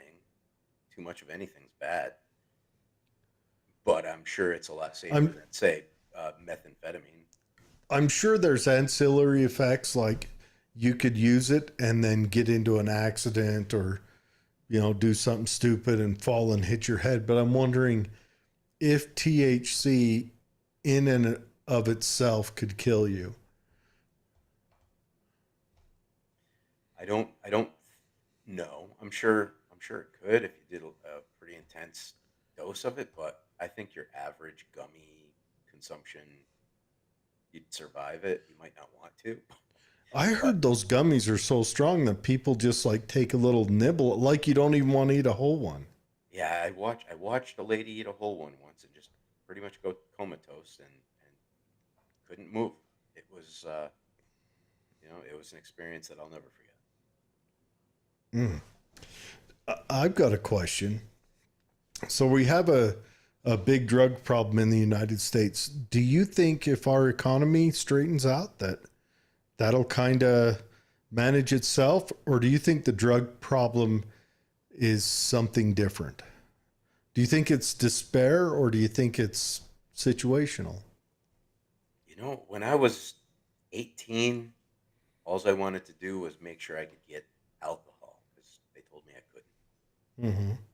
So I'm going out to the bars, scratching my ID with colored pencils, and doing everything I can to pretend I'm 21. Then when you get to age 21, you're like, whatever. You start to mellow out about that sort of stuff because now it's accessible to you. I think when you tell people that they can't do something, there's a certain mechanism to the human psyche that is like very rebellious to authority. When someone tells you not to do something, you want to go do it more. And I think alcohol and drugs are one of those items that people use to defy authority, and also for traumatic events and stuff like that. Some people just they weren't hugged when they were a kid or something to that degree, and they're trying to compensate. But I think a lot of it has to do with authority. And That gets them into it. But man, there's what do you do with those people? That's my question. I mean, there's so many like our coastal cities, LA and San Francisco and all that. Especially the West Coast, they're just full of druggies. I remember when I went up to Coos Bay, when you went into town, it was crazy. I mean, a town that's maybe twice the size of Tooele has 30 or 40 like whacked out junkies shadow boxing next to the road and everywhere. And I don't know how a town absorbs that. I mean, out here in Tooele, we have maybe a dozen total, and they're not whacked out. They're just, vagrants and homeless people. And I mean, that small number seems like it's kind of hard to deal with. I can't imagine 20 or 30 of them that are just blown out of their minds. Well, here's the thing. If you want to do drugs and get high and get drunk, we have a rule for alcohol. You're not supposed to get intoxicated in public, right? That's you go to jail for that. But yet the druggies seem to get away with it. The police won't put them into the same position that they will someone walking down the street with a beer bottle. I think that's because they're a permanent burden. Because once they get to that point, they're not producing anymore. They're just a burden on the taxpayer system. Right, and that's what we have to change is people that are burdens on the taxpayer system aren't just a burden on the taxpayer system. It's a burden on you and me who have to Yeah. support this system. So I become a modern slave to their issues. The same with illegal immigration. They get caught, they have to be detained, they have to be vaccinated and medically cared for, and they get fluffy pillows and fresh linen, food, you name it. I mean, think of all the things that go into housing all those illegal immigrants they catch. And then I have to pay for that. And then their return ticket home. I mean, you're insulting me as a taxpayer by not forcing the illegal immigrant to work to repay me. And I feel the same way about druggies. If you want to do drugs in your own home and you're not abusing kids or something like that, go ahead, go for it. But the minute you step out into public and I have to clean up your poop or smell your pee on the sidewalk or watch you defecate inside of a flower pot, I think then you violated my liberty and you should be taken away to a labor camp. I Yeah, just wonder so how you would deal with that. well, maybe like the female illegal aliens in their labor camp could go take care of the overdoses that we put in the druggie labor camp and distribute labor properly and fairly. You'd have the female druggies like licking their urine off the side of buildings to get that hit. How long does I it take? How long does it take to recover from I don't drugs? know. Here's my question though. I mean, like say you go to Portland or LA.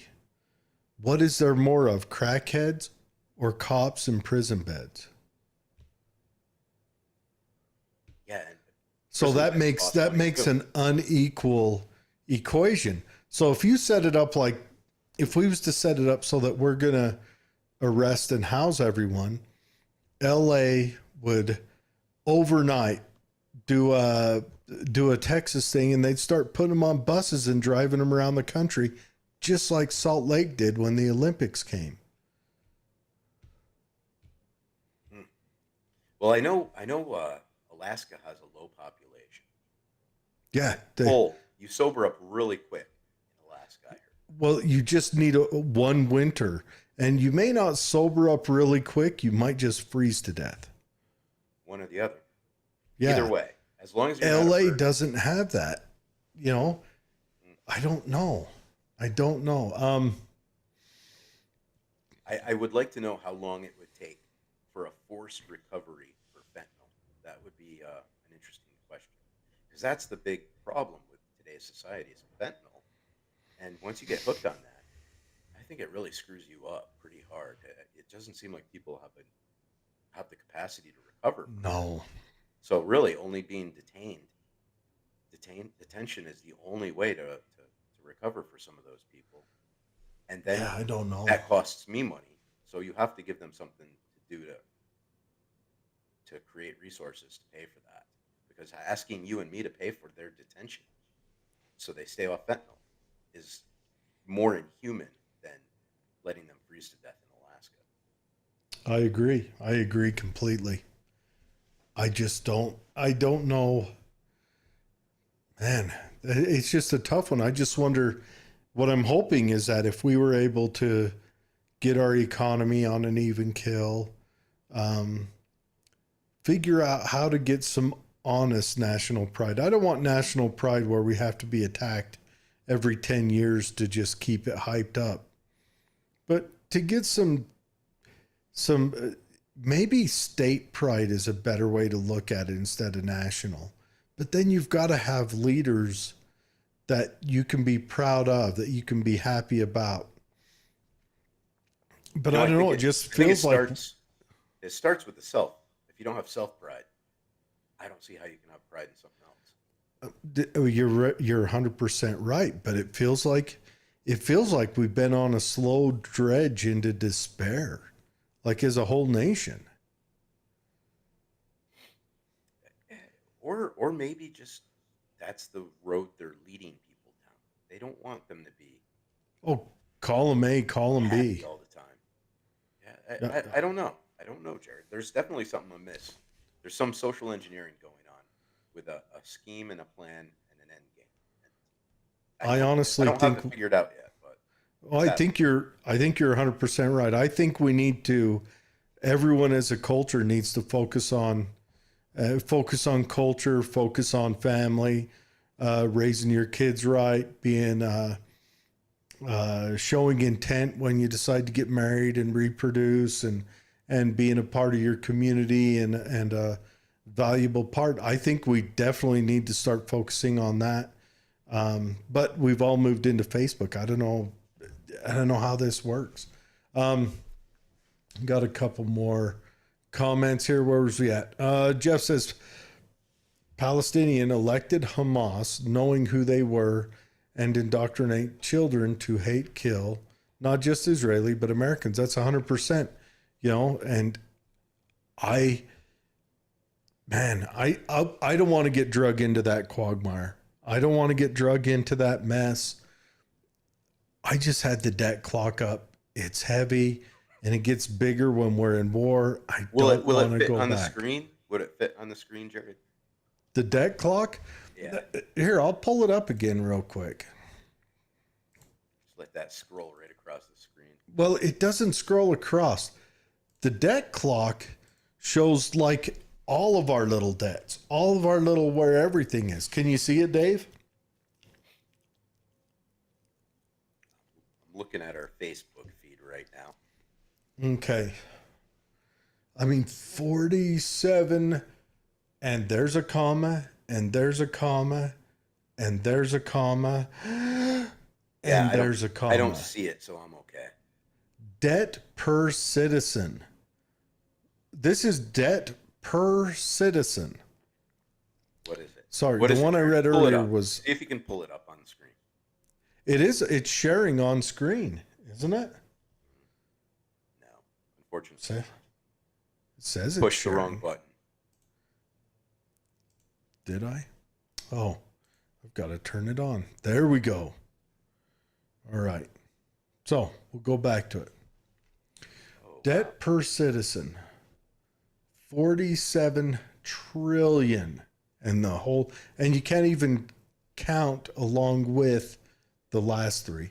Debt per citizen is 134,265. Oh, that's not as bad as I thought it was. Debt per taxpayer is 334,699.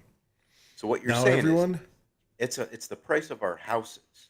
So if we give our houses up to the government when everyone dies, then they might be able to pay it off. yeah. But here's the bad news. We aren't replacing ourselves. So that number's going to go up at every cycle of people dying. Well, we can always let the immigrants in legally and replace us. Do you think that's part of their plan they've been running with? I'm sure it's got an equation variable somewhere in it. Yes. Because you got to keep the population growing somehow. Yeah, or I mean, you wouldn't have a farm and let all your cows just go extinct. Maybe introduce some new cattle into the herd and What if they look at it as they have a farm, they're not letting their cows go extinct. They're just banking on artificial intelligence cows coming along in the near future.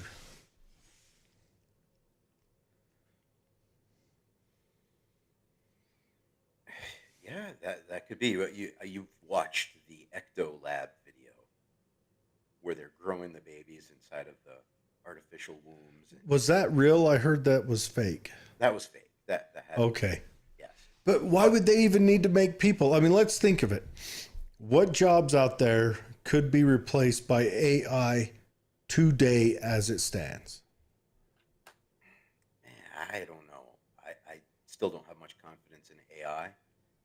I can't even get Alexa to change time zones to People Florida are going to be from pissed when Utah. I say this. Teachers. AI could replace your teachers today. Oh, I think YouTube could replace our teachers. That'd be replacing our professors. Um, AI could probably replace most of your legal assets today. What do you mean by legal assets? Your lawyers, your paralegals, dominance of judges. AI could probably perform jury to a more satisfactory standard. That is a scary thought. You know what I'm saying? But how So how do you memorize all that law? How do you balance all that law? Uh, I'll tell you Maybe what. Chat GPT has a better chance of knowing all of the US and Utah and Florida state codes than any 10 people alive. hmm, I'm gonna now you got me curious. I'm gonna try Chat GTP with my safety regulations and see if it can Dude, actually cough them up faster than me. the only thing AI can't beat is your eyeballs that I know of. It might be able to. I don't know.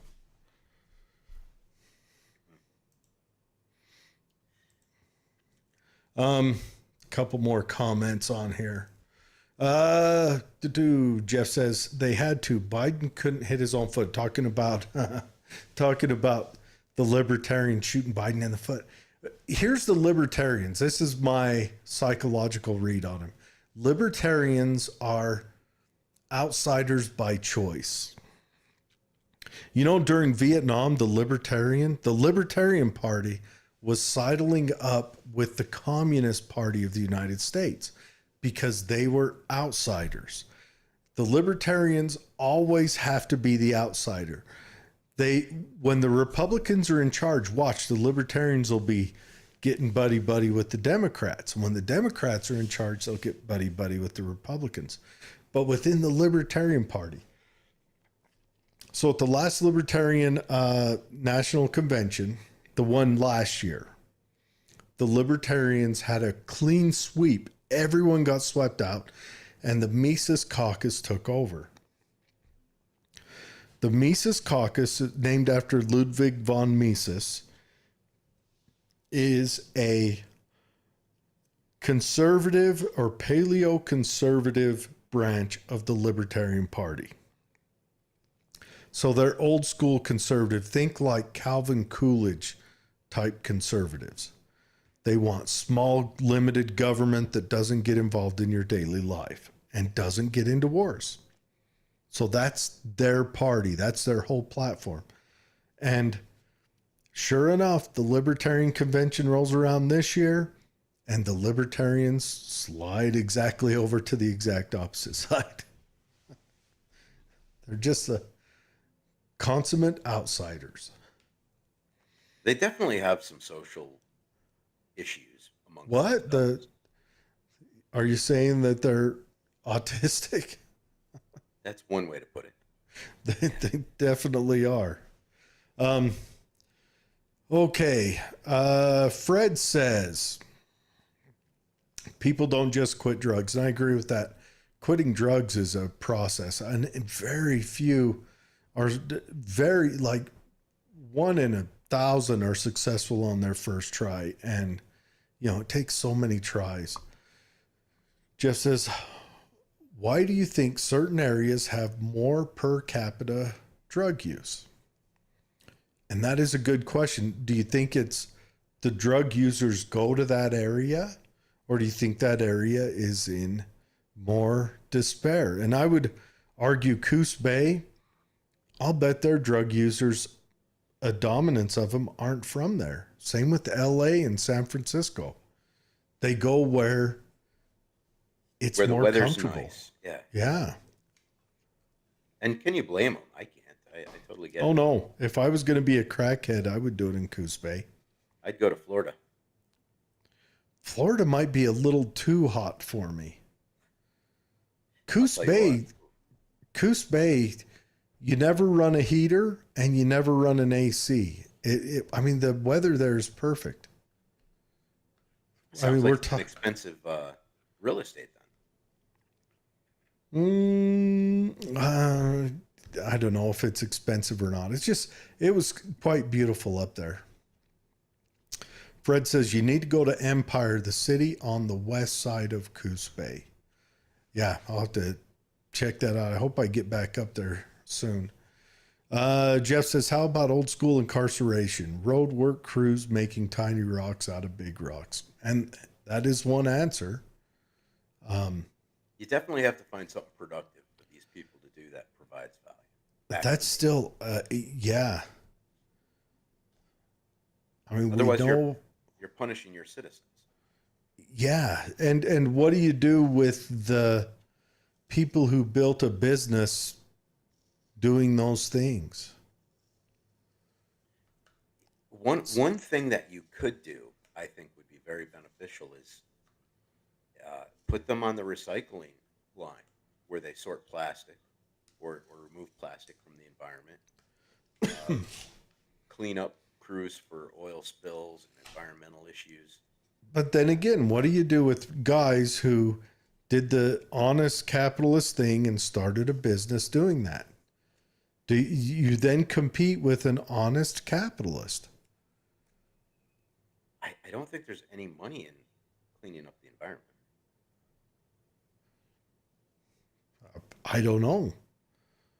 But, what do you do? Let's say some guy invents a means so that there is money in it. And then all of a sudden the state says, no, we're not going to do that. We're just going to have guys in orange jumpsuit do it. And then a guy with an invention is out. And Well, the last thing I want is the government to compete with capitalists. then maybe you could have them build houses for disadvantaged people because the government's so involved with the housing market that it's already government anyway. I'm going to give a hot take. I think we go back to the way it was prior to 1980 and we open up the asylums again. Because if I'm going to put my taxpayer money into something, I'd rather put it into something like that, where they're not competing with the private market and we're still taking care of an issue. And then addicts, they go to an asylum. They get help in an asylum. People with mental problems, they go to an asylum. They still have to pay for their room, their board, their everything. I don't even know if I'd make them pay for their room and their board. I would totally make that a cost, just like our prisons are. Except it would be focused. You know how I feel about prisons, though. I mean, Yeah, I mean prisons stink too, but I think we need to go back to that. and you got to think though, Jared. A lot of these people might not have skills, so if you have them labor away at some special item like housing or recycling or something like that, not only are you not taking my money to provide for their well-being as a taxpayer, but you're providing them a way out when they do recover. I would never have state mandated labor crews that compete with the free market. That'd be my line. So if you find a job where they can do something where they're in a non-competitive market, I'm great with it. I just don't want to see anybody who's an honest functioner in our economy where they get punished because our state has the monopoly to do it cheaper, better, easier, or with guns. It's still a no-win situation because if It is. if you got to It pay is. for the prison, It is. There's no win, but I mean, right now you pay a premium to live in a neighborhood where crackheads don't live. The cheapest markets in any city are the ones that, are right next to the crackhead shelters. Yeah. All right. So, Fred says Fred lived up in Coos Bay for a while. But would they pay it off? I think he's talking about their stay in the mental institution. And I don't know. And it would probably just be lost money. I mean, it would honestly be toilet money. There is another option, but we can't talk about that here. The last person who tried that, no one likes him at all. I can't imagine what level of customer service would be from AI. Ooh. Fred, call your bank today and you're going to talk to AI first. Have you ever had those chat bots in your websites that you go to for Yes. help? Yes. What is it? Microsoft website is lousy with it. Awful. If you go, as a matter of fact, if you're a customer of Comcast, the first thing you talk to is an AI. And I used to be a Comcast customer, and it's all I ever talked to was AI. So who do you use now? Now I've got All West. It's a broadband. It's so much faster. Dave, the internet right now is zooming fast. It's ridiculous. Like my upload speeds, I upload a 4-hour video in about 8 minutes, where it used to take an hour and a half.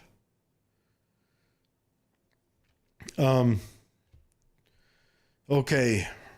Where was that? Fred says Coos Bay is generational drug use. Coos Bay lost a generation to meth. The teenage homelessness was sad. I lived there for 2.5 years. Yeah. Yeah, Coos Bay is rough and generational. So that's another big question. When there's children that pick up the drug use from parents or aunts, uncles, relatives. Yeah, that is very true. Oh. And then he also says, calling my bank is why I have anger management issues. Yeah, banks give me a little bit of heartburn too. I won't lie. Yeah. All right. So I wanted to look at this. I've only heard about it. So the claim is Germany's parliament voted to decriminalize the possession, acquisition, and distribution of child pornography. A viral claim circulating on social media in May 2024 stated that Germany had decriminalized possession of child pornography videos and posts on TikTok, X, and Instagram. That's where the posts were saying it did that. It says it's mostly false. Okay, in reality, Germany did not decriminalize child pornography, but instead voted to reduce the criminal penalty for the possession of it. We therefore have rated this claim as mostly false. I'm reading off of Snopes, everyone. The Bundestag passed a draft law that adjusted minimum sentences for possession, acquisition, and distribution. Previously, possession was punished by a minimum of 1 year in prison. The new legislation reclassified possession, acquisition, and distribution as misdemeanors, reducing the minimum sentence between 3 and 6 months. They did not decriminalize it, but that's awful close. 3 to 6 months. That is not a lot of time for having that stuff. What percentage of their prison population is for that crime? I wonder. You know? or what percentage of their parliament. I wonder if the parliaments are even German anymore. Would they be more Arabic or because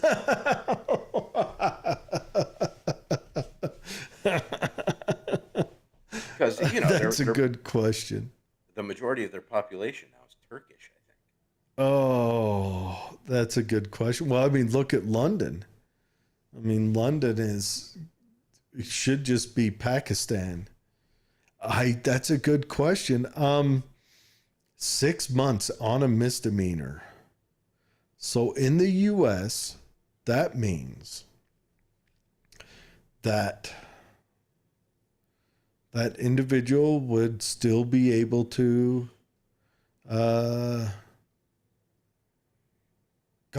Fred, write in. What's the let's say you get the top misdemeanor. What's the maximum punishment that the courts can give out on a top misdemeanor?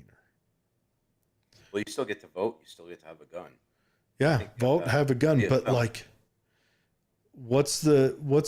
is a misdemeanor a year in jail? What is it? What's the maximum penalty for a class A misdemeanor or whatever they call it? I don't know. That's crazy. And again, those kind of people should go to labor camps, not prisons. You know, But then I guess we have to look for a proper profession for them that won't interfere with the free market. I'm still thinking sorting plastics or removing it from the ocean. I Well, don't think there's I don't I think there's don't- a capitalist venture that does I that. don't. Money. The hard part with that is because I think there is some capitalist ventures that are doing that, and there's some startups that are working on that. So I wouldn't want to restrict new inventions by having it forced labor. I think it has to be something that is already done. That here's one way to deal with it. What if you had rental crews? You know, like say your septic tank overfloweth, and you can rent a crew of guys that come out. They have a guard with a shotgun and 3 guys with shovels. And where right now you pay about $5 or $6 grand to have a septic company come and dig up your manhole, open the lid up, and pump it out, you could pay a premium. So it's not a competition. So they charge 8% more than the going rate for any job. And that way it's a voluntary action that you know you're doing for the greater good. And they dig up your septic tank with just shovels, no heavy equipment, just shovels, you know. And so they anti-compete with private industry, but it's known like you call it a for good, Like a nonprofit substance. kind of like a donation type situation. But how do you do that with if someone's, in a mental institution for drugs and alcohol, they're nonviolent. How do you rent them out? I don't know. It's big questions. I don't want to see the government compete with private industry. I don't want to see that. Yeah, and that's your choice. However, I don't want to see the government using my money to fix other people that put themselves in those situations. So I mean, you're either way, you're kind of violating the non-aggression principle either way. Yes, but are you fixing those people? Are those people being fixed for yourself, or are those for themselves, or are the people being fixed for the good of the community? Well, I think it works both ways. They need fixing. So, Yeah. hey, I mean, it's a tough call. It's a fine line. That's why I'll never run for politics. So the Hatch Act has been lowered a little bit. So what you gonna do? Gonna start out, do some city politics? What? No, I don't know. I don't even know if I would ever. I mean, I'm kind of in the same boat that you are. I like to throw ideas out there and tease people. But I mean, really, what's the point of trying to put forth honest, fix some ideas because society ain't ready to mentally handle that kind of stuff. It's just not. It's a losing platform to be it, frankly. I think you're right. What happens when AI becomes our politicians? What do we do when AI demands a voice in the Congress and the Senate? I would feel more comfortable with AI being our Congress and Senate than the people that are currently there. Isn't Uh, that scary? I mean, I would, I guess, until If like if I was the one designing the AI, when until I remember the Terminator. We need to have that guy's rules for robots. The Prime Directive, I think it's called, or whatever. No, that's Star Trek. What the heck is that called? yeah, I think people are just giving a lot of clout to AI. I don't know if it's that well deserved. I don't know. Have you played with it yet? No, I have Alexa, and I'm completely disappointed. Alexa is not AI. It's close enough. No, play with Chat GPT a little bit. I mean, it's very formulated. All it does is search the internet and compile stuff. Hmm. But isn't that kind of what lawyers do? And don't teachers just kind of teach a process and a program? Yes, and they also insert their kind of little bit of agenda or drama. I mean, let's face it, some lawyers are just able to provide a story or emphasize an activity that a client performed. They're We don't able need to to talk about Crump insert charisma. tonight. What about Eh, that Benjamin Crump comes parachuting in every time there's an incident? Somebody's got to. Oh, yeah. Though Somebody's he's paid shown them. up a couple times when I agree with him, but man, How much money you think he makes? What's he cost per hour? What do you think? That's a big one. race hustling's a paying game, man. I don't know. I don't know. I don't know. I don't know. Ooh, that could get expensive quick. And all his money, he's like an ambulance chaser with it. I don't know. Well, I think we live in a litigious society. I think We do. that's a very well protected field. You have to get certified and you got to go through the bar. And you kind of need a little bit of a blessing. I think if you just relaxed on those kind of criteria, that more people in India would become lawyers for us and reduce the cost. I really think that is the way of the future for law, and I wouldn't be upset if that's the way it went. It went that way for my profession. I used to do programming, Mm-hmm. and just so you know, I did open up a development company here. I now I saw that. Yeah. yeah Plug it. yeah. So you better call Dave.lol if you want a website. If you're watching the show, some people will charge you 100, $200. I'm in a range of like $50 to $60 for a full blown website. If you want to Mm-hmm. make a Facebook clone, or if you want to do a What's a cryptocurrency, what's a that Facebook clone? let's say you wanted to make Jared book, right? So basically, I would take the same kind of code for Facebook, usually like some sort of a PHP or something like that, server side code, and I just rearrange the graphics and manipulate the code a little bit to help you customize a social media platform that does the same thing as Facebook, and then you publish it, and then you control the admin panel once I hand over the keys. And it's not as complicated as some people think. What's really complicated about those kind of platforms is maintaining the legalities of them, maintaining the updates, and if somebody posts something that's inappropriate, you got to hire someone to take that down. That's where the cost comes in. But the actual Really? build of a Facebook type platform, it's, not really that bad.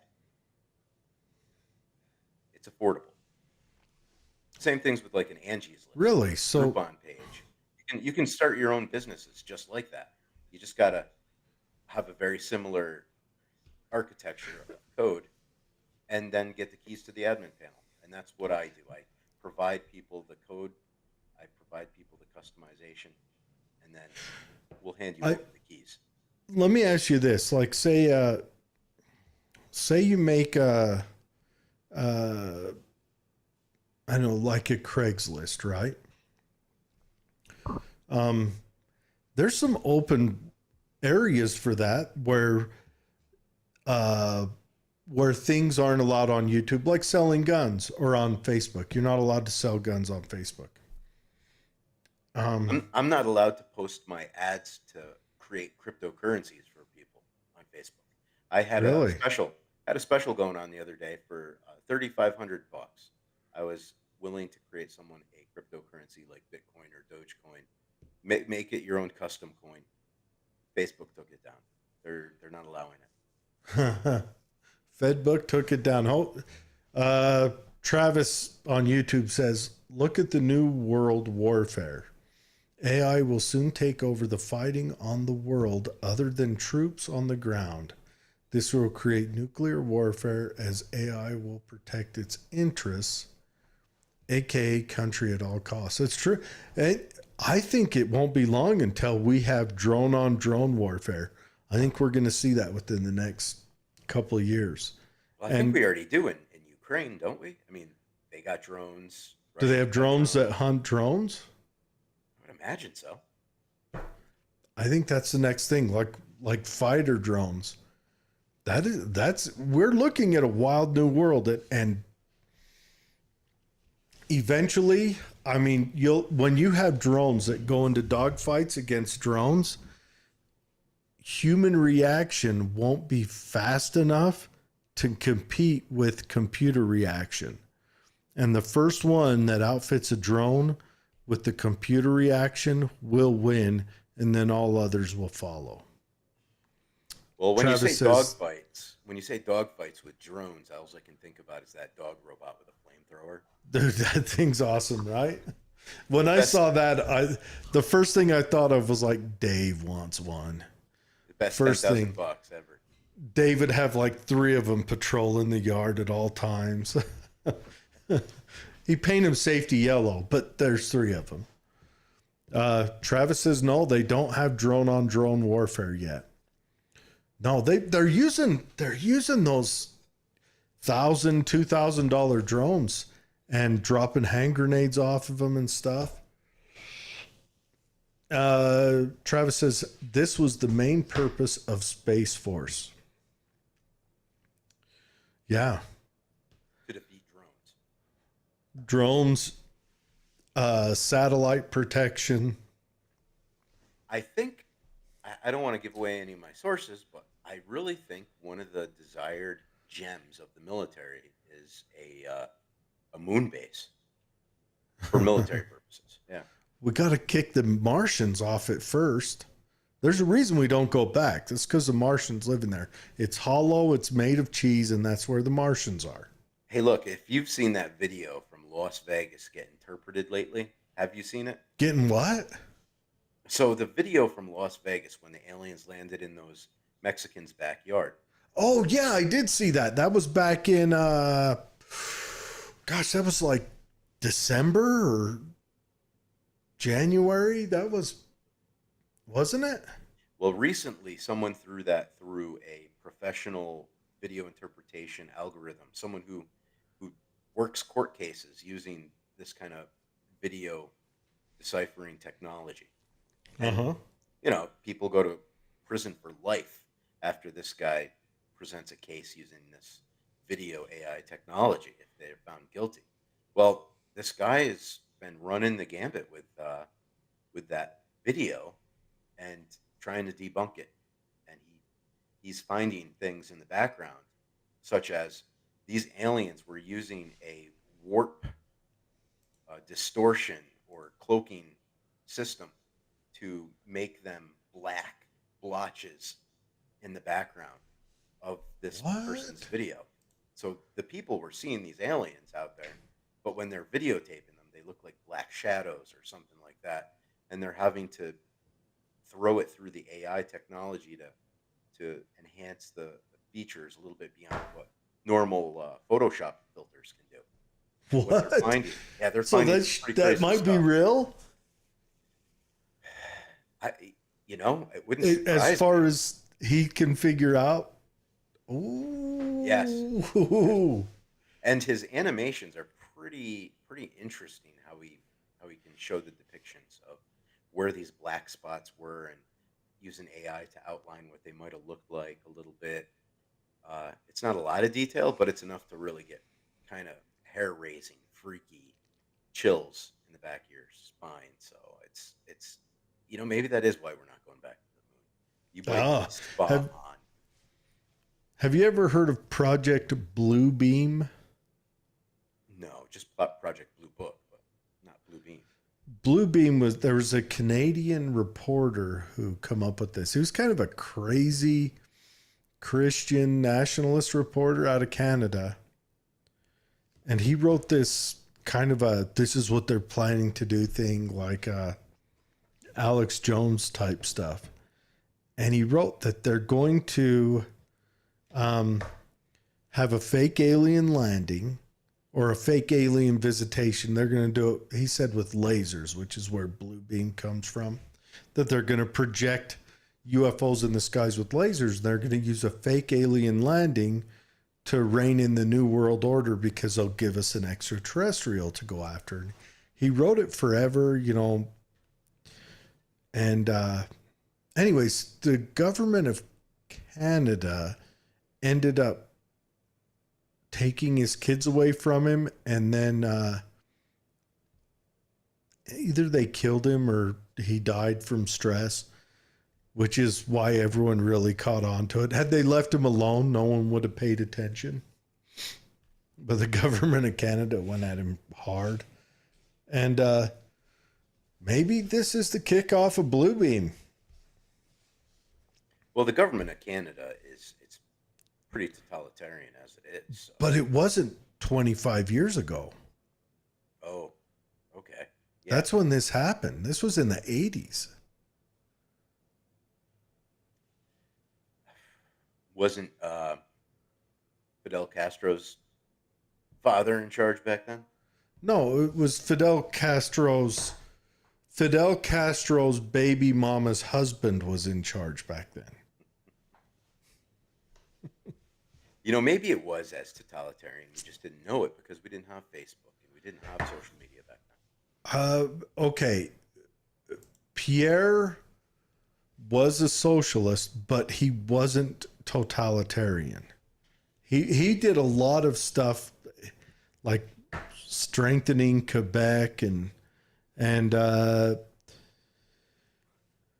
marching in some government controls, but they were looked at positively back then because Canada wasn't a drowning hot mess, and it didn't have a country to the south of it that was a drowning hot mess. Well, at least everybody's a drowning hot mess today, so we're keeping up with the Joneses. Well, who's not? That's the question. Like, how is Russia doing? Who knows? I mean, really, who knows? I know that people that I talk to in Russia over WhatsApp or whatnot, they're very hesitant. They're like, look, we have to be careful what we say because they're watching. I'm sure. So it's like, the information that comes out of Russia, I take it with a grain of salt. I really don't know how they're doing. And that's the question, because you get both sides. I mean, does Putin have all the support that's always claimed? Because, I mean, Putin's a strong man. And look, everyone's like, well, he just put oligarchs in trouble. No, he put fellow KGB agents in charge. All his oligarchs, the people who come out of that were fellow KGB and military officers. That's who got rich in Russia. They didn't earn it. It's a mafia state. It's an oligarchy. It's all those things, but it was centered around one group that could survive because some little known guy in the Berlin station, they thought they could trust him. Well, in America, here in the United States, we don't have strong men making the big bucks. We have lawyers. So our lawyer class is the one making the big benefit, while in Russia, the warrior class does. And truthfully, I don't know if either class has the moral right to claim the source of the trough. So That's a very good point. And China is party affiliated. You get to make big bucks. If you're party affiliated, you get to start a business. You get to start a venture. And all you have to do is make sure that the party has a person on your board. sounds like a good deal. Sounds like a good deal. I mean, if Travis, you're making money, I guess. Would you rather be a rich person in a country like China or North Korea, or just be a poor person in the United States? ooh, depends on how you got rich. I mean, China's disappears rich people all the time. All you got to do is just say one thing once. That's not Yeah. party affiliated. Boy, Xi Jinping's shoes didn't match his belt tonight. And bam, you're gone. They're harvesting your organs and, using the rest of you to build an island out in the China Sea. Travis says China landed on the dark side of the moon and is ganging up with the Transformers. Yeah. I The saw that Autobots are the movie. Decepticons. The Decepticons. Gosh, it's crazy. It does make you wonder where we're at. Because it does. It feels like there is something boiling just under the surface everywhere. Right? It feels, I think there's globally, there's like a big change coming. Travis said, I'm on Russia intel. They've lost 350,000 troops fighting Ukraine. Putin is very close to finishing by causing damage to Ukraine's infrastructure. That's heavy. And Ukraine has a generation lost. A generation. By the way, imagine looking at your country and you've got 40-year-olds and young teenagers, and everything in between that is gone. Just imagine looking at that. So Ukraine has an interesting law these days that they recently passed. Okay, so if you're a Ukrainian outside of Ukraine, you can't get your visas renewed. So you have to go back to Ukraine and register with the government to make sure you shouldn't be out on the front lines. Which sounds really horrible. I mean, what a nasty policy that is. It's kind of draconian. Fighting Russians, yeah. However, I just want to make a plug for a website someone's website that I'm designing. You had him on the show. You remember Joey? Mm-hmm. Joey from limitlessmigration.com. I do. If you are a Ukrainian out there who's looking for a second citizenship without having to go back to the Ukrainian embassy, highly recommend you look him up. What is Joey doing to hook that up? Because now obviously, if you're Jewish, you're in a good position because Israel will give a Jewish person citizenship, and that gives you a place to parachute into. Ireland, I've heard that if you have a grandparent that was born in Ireland, am I correct on that? That you can get Irish citizenship. But what other countries I would like to talk to Joey again and ask him what countries are give out citizen. Now, obviously, none of that applies to me, though my grandpa was born in Canada. But is there countries that give out easy citizenship? All I can say is Joey has his way of doing what he does. Joey does what he does. So if you're Ukrainian and you don't want to join the cause, and I gotta say, I mean, if I was Ukrainian, I don't know if I'd want to do that. I don't even know what are they even fighting for. Do they have lower tax rates than what they would if they were Russian? I mean, Look, I don't blame the I don't know. Ukrainians. If someone invaded my land, I would fight too. But what if they promised you lower tax rates though? I'd fight now. Who do I got to fight? So you'd fight to Well, have how higher much tax lower? rates? How much Yeah, lower? Exactly. I mean, if And we're going Democrat Republican change, 37 to 36%. I mean, let's I say don't care. Canada says, look, if you surrender to us, you get 50% less taxes for the rest of your life. Hold And on, you get to but keep the same way of life that you have. what about the Bill of Rights? Do I get to keep that? It's very similar in Canada. It's not very similar in Canada. How so? There's no But First Amendment. None. Right. You And go to there's one here. jail. Huh? Okay, maybe we have this thing called the Constitution, but it's not real. Come on. But I don't know of anyone going to jail in the U.S. for making a crude joke on Facebook. Are you sure? I said I don't know of anyone.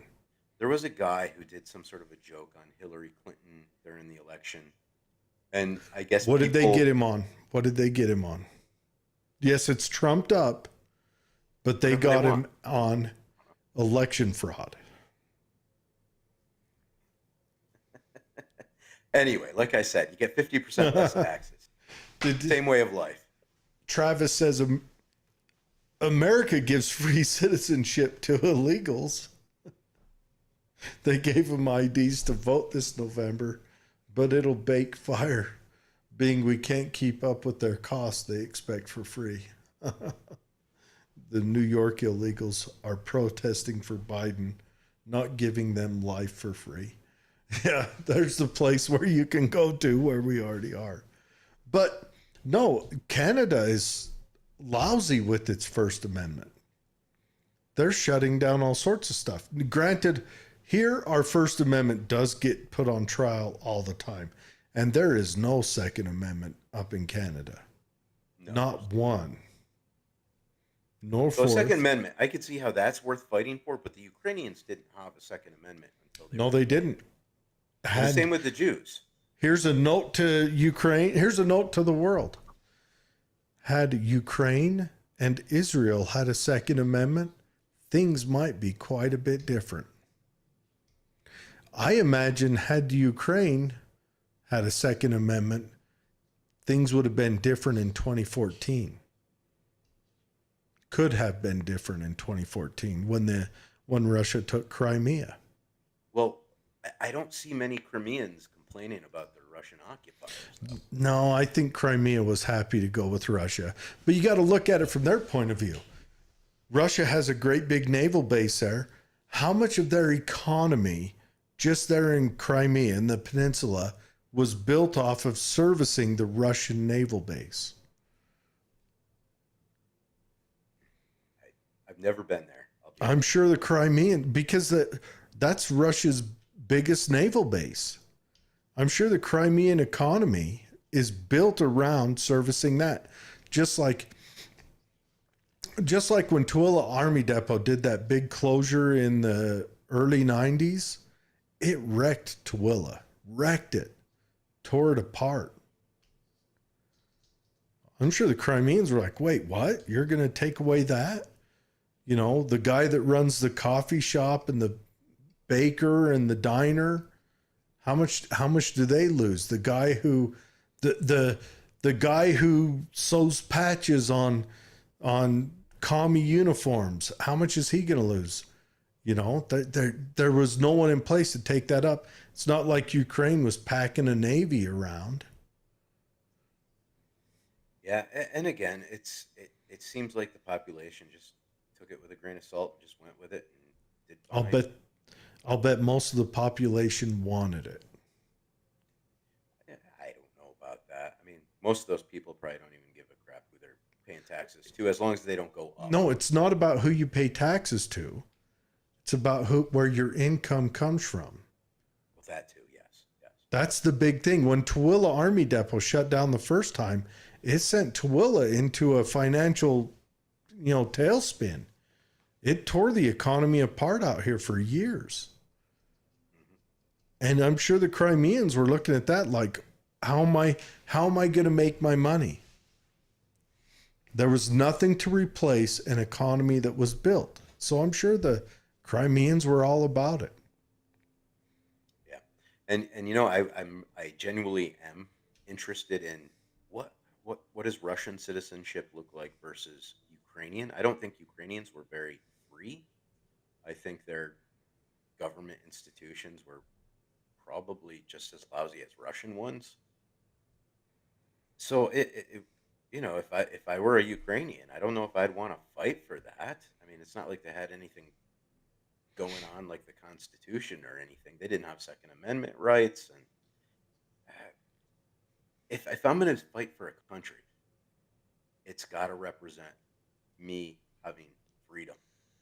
And unfortunately, I see America losing that, and that's going to really demoralize the population to want to fight to the death to Mm.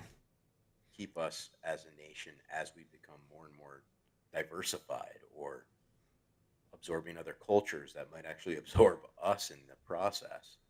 And so I genuinely am actually interested to see the perspective of what would be the difference of being Ukrainian and Russian. I mean, I don't think they have political freedom over in Ukraine. Don't they get locked up if they disagree with the president? Right now they do, yeah. So, Yeah. so Or if you or they just get pushed further to the front line. if you don't want to go back to Ukraine and you're out of Ukraine now, you're in a safe spot, but you're going to lose your visa. Again, contact limitlessmigration.com. Get yourself situated. So And, it's no longer Joey International. It's now Limitless Migration. yeah, that is the website to contact them. Okay. Tell them Dave All sent right. you. Is he going to put a hot link on his old website to the new one? I They'll probably just absorb. Okay, good. Good, good. Travis says Ukraine was fooled on all of their weapon building, nuclear building in 2014 as the CIA installed a queer as their president that will follow corrupt U.S. policy that wasn't supposed to be exposed. Russia exposed all the illegal labs and money laundering that was happening. Yeah, you never Yeah, hear about the illegal labs anymore. I'm kind of curious to know where that went as a story. I don't know. I know Fauci's in hearings right now, and they're gonna go exactly nowhere.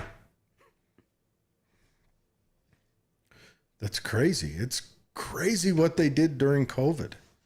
And you can't get honest conversation out of it, like when they talk about vaccine injury, I haven't been able to find a place that I can really look that up. Is it true? I mean, I know you got it.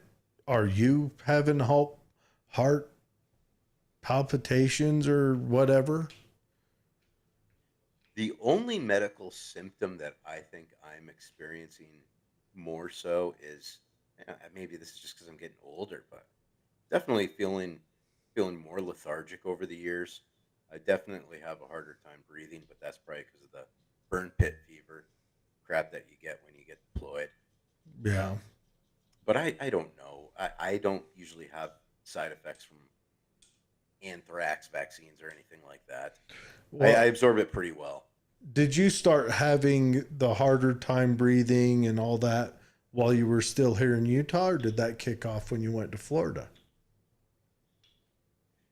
I've had I got my first official inhaler like around 2012, 2014. Otherwise, I was just using other people's inhalers. So I mean, I've always So pretty yeah, much that after. you can't chalk that up to the vax if it started before it. Yeah.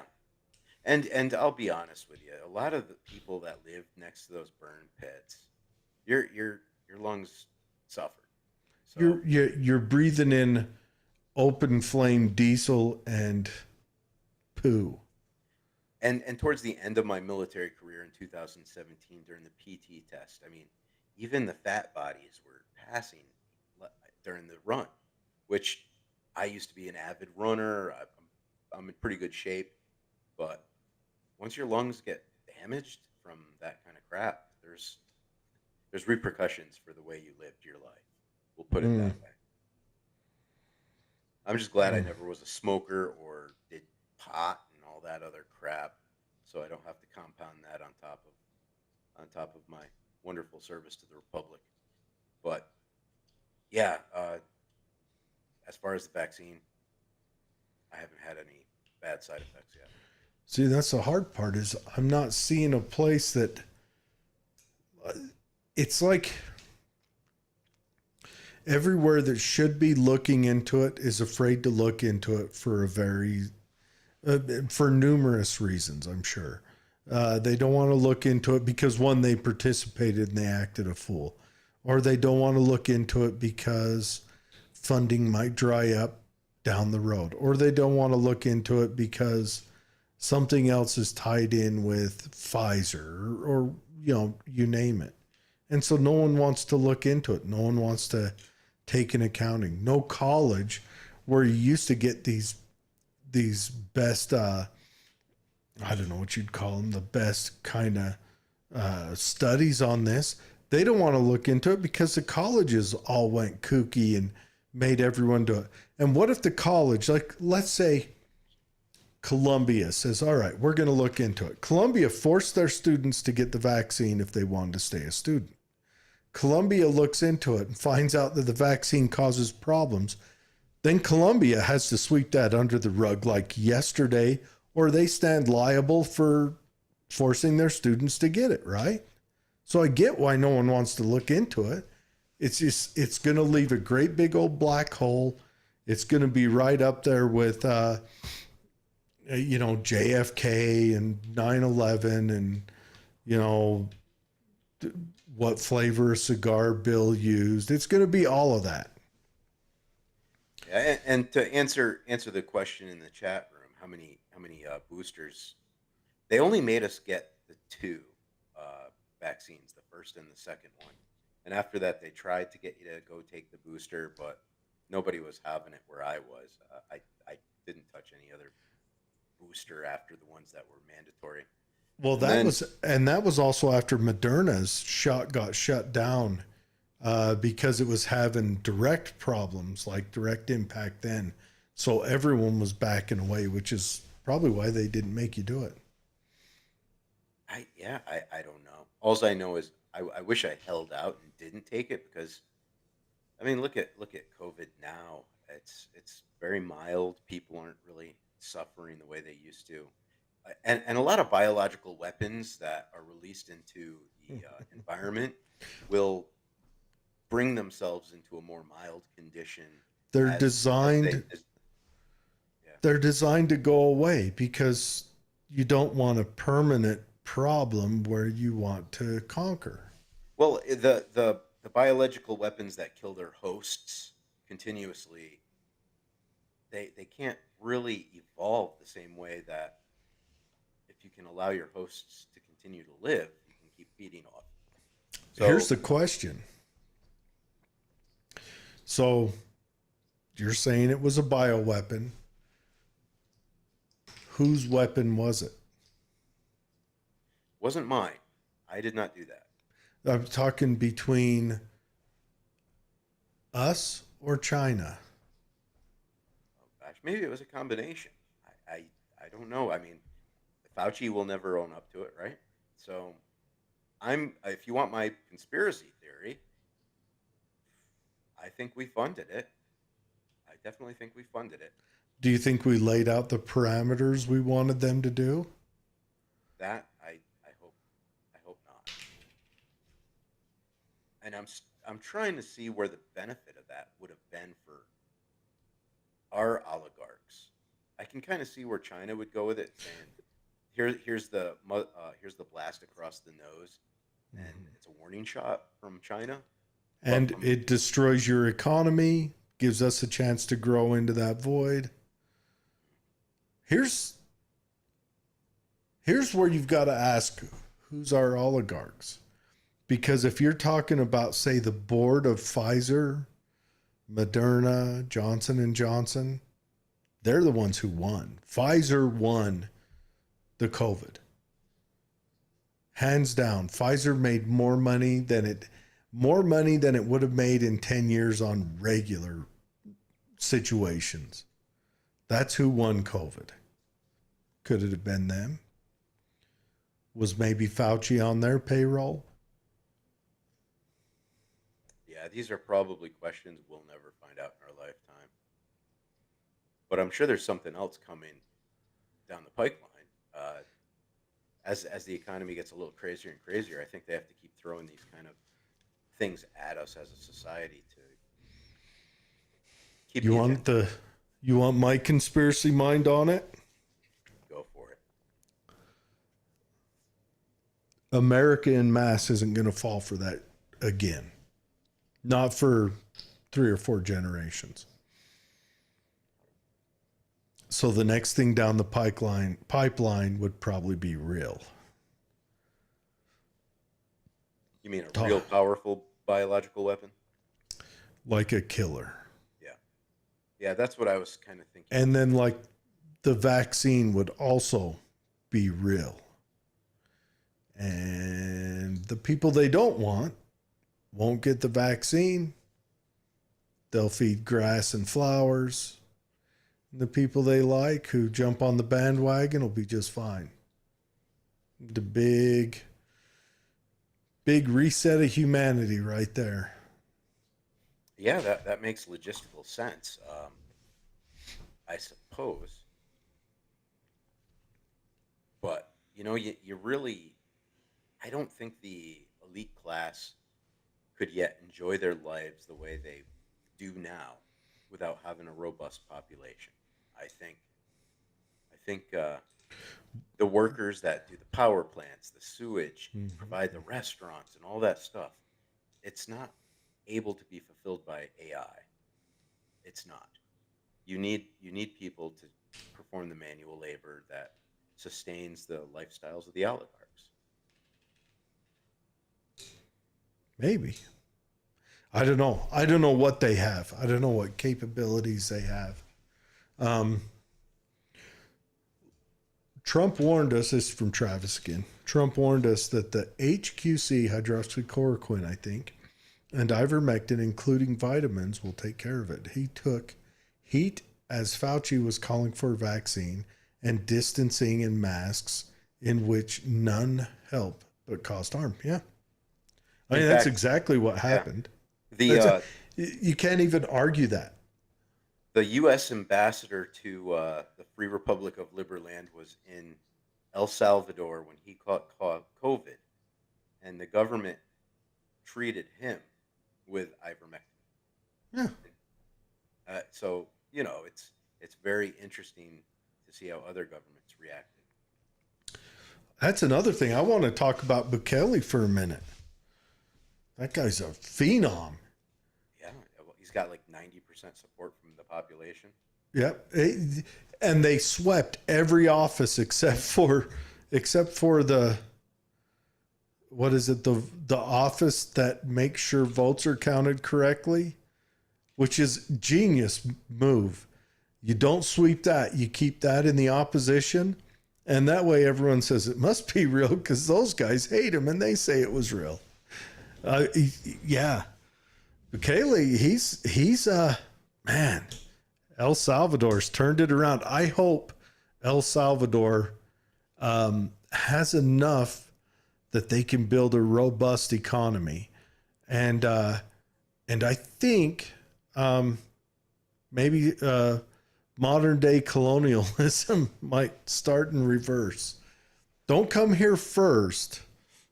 Go practice it in England and then come here. I do know, I hear reports from people that say the surrounding countries will sometimes, instead of coming to the Americas to become illegal immigrants, will actually go to El Salvador now. Oh, I'll bet. I'll bet. You can go there and safely start commerce. Yeah. Why wouldn't they go there? And then they're looking at one, they're diving into Bitcoin. That's a bonus. They've got that volcano power plant thing they're working on. I mean, Volcano City. Yep. yeah, if they can harvest that and start making electricity out of a volcano, it's just genius maneuver. I would like to go there sometime and see what it looks like. That'd be a fun trip. If you want to, we should definitely plan one. Yeah. I'm game for it. It's been something I've been saying I want to do for time and time again. Yeah. I would love to plan a trip to El Salvador and just check it out. Because, I mean, the guy is genius. He just went in and said, no more of this. No more of this on the population. And you have to pay a price when you do that. El Salvador's paying that price. But it makes up for it on the backside, because prior to that, that price was paid in suffering economics. And you allow economics to grow, and the economics has the return so that you can pay the price. And you say, these monsters and abusers, they're no longer on our streets. And I'm sure innocent people have been trapped in that system. I'm sure it happens. But I mean, he's making me think maybe the full on, crazy right wing way is the way to do it. Libertarianism is the pipe dream. We need to lean into the hardcore. I think he's very libertarian, though. I mean, he's having to implement procedures that go in and get the bad guys. He's got to do that because they were overrun. And then when he made his whole cabinet got investigated for corruption. Oh. And their population is like 6.3 million people. Mm-hmm. So it's just a little over the population of Utah. Yeah, yeah. We're talking, it's Utah and, what is it? Utah and probably Wyoming. For a whole country. Yeah. Yeah. And it's not a great big country, but man, gives them a chance. Travis says he is a great leader. They were once one of the wealthiest countries, and within a couple of years was one of the poorest. And now with their new president, it's turning it around. Yeah. I mean, Venezuela went the opposite way. They leaned hard left, and they're done. Venezuela is done. I mean, you know a country's failing when you've eaten all your zoo animals. And the weird thing about Venezuela is they went full crypto as well. I remember we had that one girl working for us doing the graphics, and she was Venezuelan, and she thought it was weird when she watched the show that you had doubts that this stuff could work in the economy. She actually was questioning me about that. Well, And Venezuela went crypto for the other reason. they had to, yeah. Because Mexico said, no, we're not printing you another round of Venezuelan dollars. Or were they bolivars? Bolivars, yes. Yeah. We're not printing you any more bolivars because you didn't pay us for the first round. And then Cuba said, no, we're not printing them either. When Cuba tells you we're not making your fake stuff, you know you've done something wrong. My argument with crypto being implemented in mass is not that it wouldn't work, is that you can't get it implemented in mass when the average person doesn't have $400 savings in their bank and there's nowhere to spend it. That means that they could put $400 in there. That means they don't get to do anything fun for the year or for that month, right? And they can't pay any bills with it, which means there's almost a direct line from the employer to the vendor of whatever, whether it's their gas, their electricity, their car payment, their house payment, their internet, right? They're just a stop in between. I think crypto works when the money stays with them for a longer period of time. So if the payer pays you $10 and you turn around the day he pays you $10 and you have to give, $9.50 away, there's nothing left over to throw into Bitcoin. I said, the minute any of those vendors accept Bitcoin, the apple cart's over. The minute you can pay a house payment with Bitcoin, buy food with it, buy gas with it, the minute that happens, it's over for fiat. Well, I think it took the collapse of the entire economy all at once to really shake it into that position. But And I'm afraid we're going to end up there. I found it very interesting that she found it interesting that we thought maybe it couldn't work because that's their preferred method of payment now in that country. It's the only stable method. It's the only method of payment that you're not going to lose value in as you walk over to the next, walk over to the gas company. Because that's the way it is with their bolivars. That's the way it was with the Zimbabwe dollar. As you walked from the bank to the baker, you lost money just walking there because its value declined. Travis says, have you noticed that every American bank and every other country is selling off their U.S. bonds and buying gold? Yes, I have. China's on a spree of getting rid of bonds and buying gold. And I mean, how long before they're getting rid of those bonds in depleted markets to where they've got a bond valued at X and they're willing to get rid of it at Y just to get it gone? How's Tooele's economy doing besides having trans shows at the Tooele market? Is anything improving there since I left, or is the housing prices getting any better? No, it's all the same. I think our prices we're dealing with are a national thing. Our supply lines have been disrupted nationally. I think the prices are the same. I think the housing market's starting to show some signs that they're recognizing they can't sell houses at that inflated price.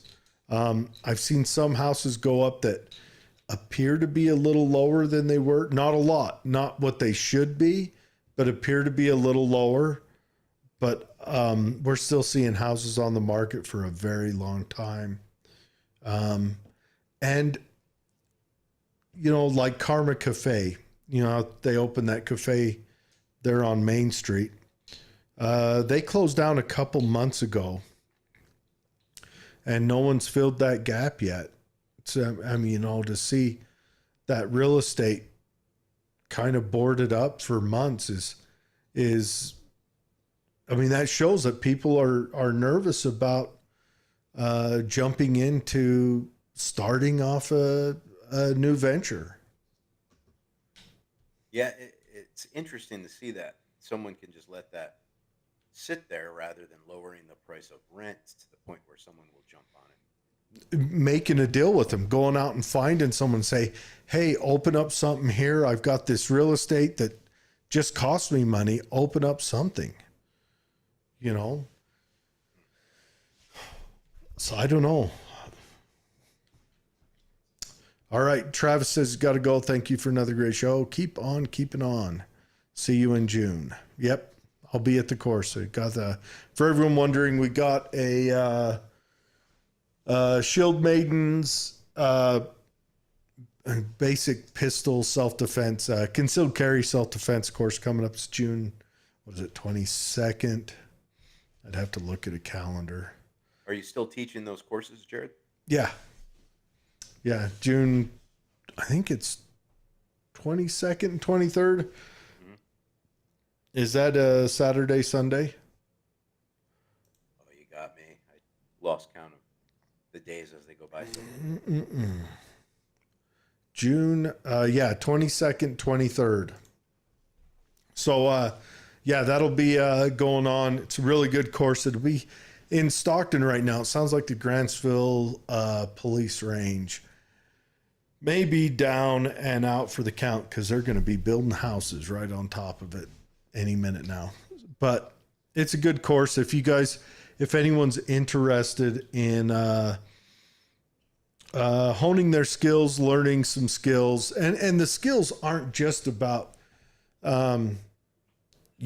being a Wild West gunfighter. They're going to teach you a lot of safety involved with if you're going to carry a weapon on you at all times, and you're going to take your own self-defense into your own hands. You're going to take responsibility for yourself in that manner. How to do that, and Dave will hear this, so he's going to be all happy. How to do that in the most safe and effective manner possible. So they're going to teach you how to best equip yourself to not have an accident and injure yourself. So, just if you guys are interested in that, you can go to defensesense.com, I believe it is, or go to O'Malley May on Facebook, or reach out to me. I'll get you in link with them, and I'll also share their different pages in here.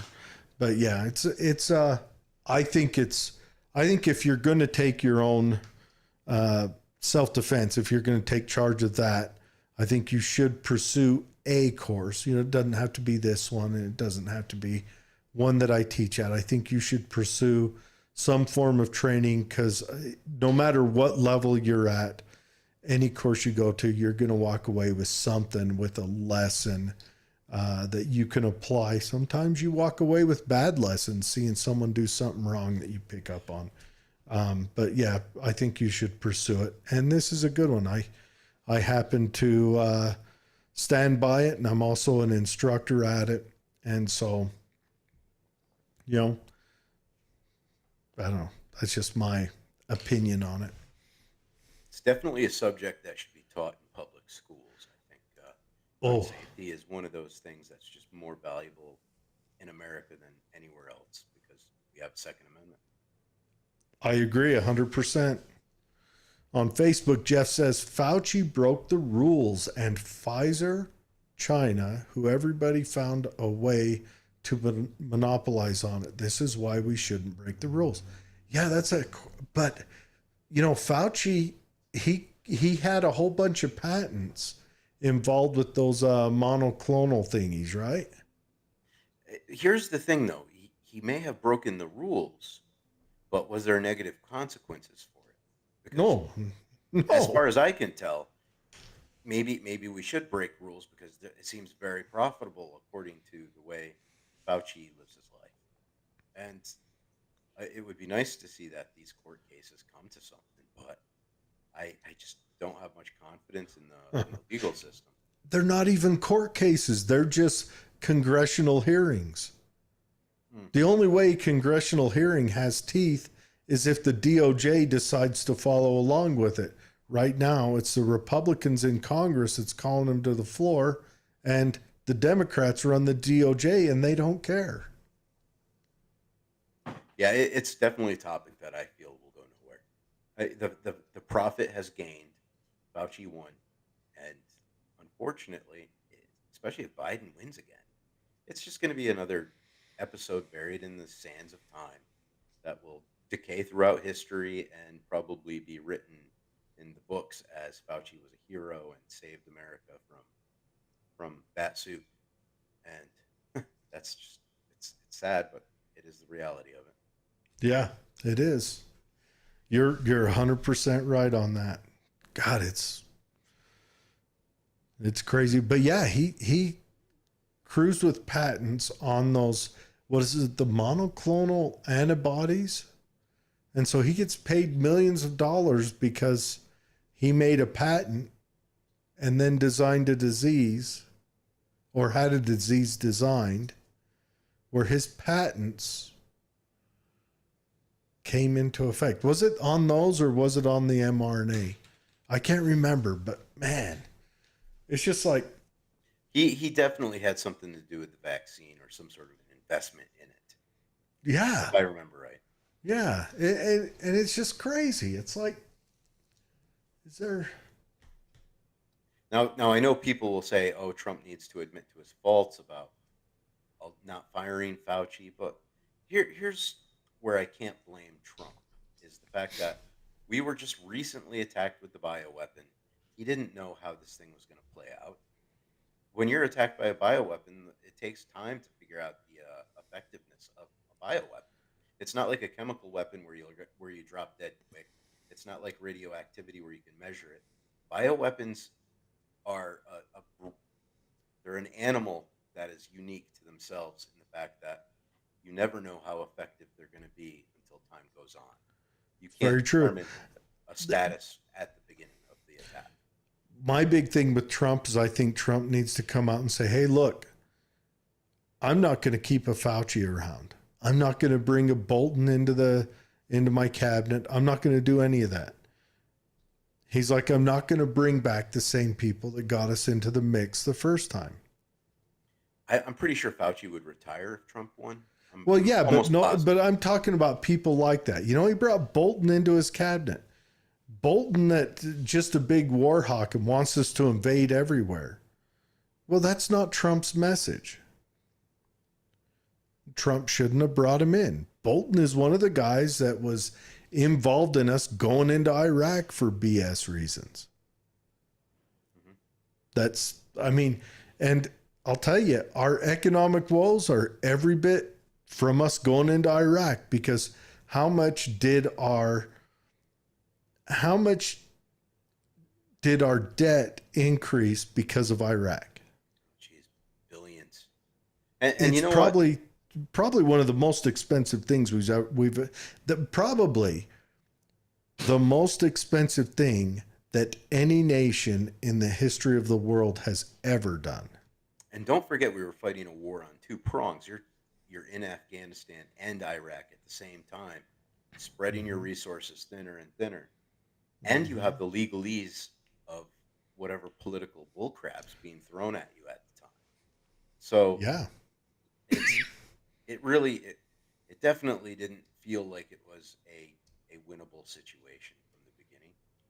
And Yeah. again, What was the defined plan with that? We're going to go over there, destroy their cities, like send them back into the Stone Age, and then we're going to give them democracy, and that's going to work. It's good. Democracy is going to work in the Stone Age. Anybody drink that in.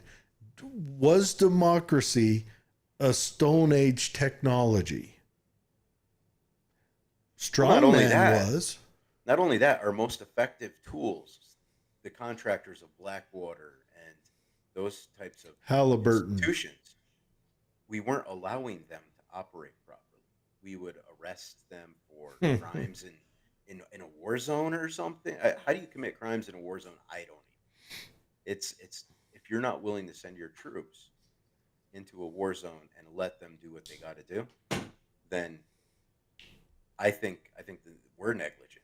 You got to accept that people are going to get hurt if you send the American troops in the fight.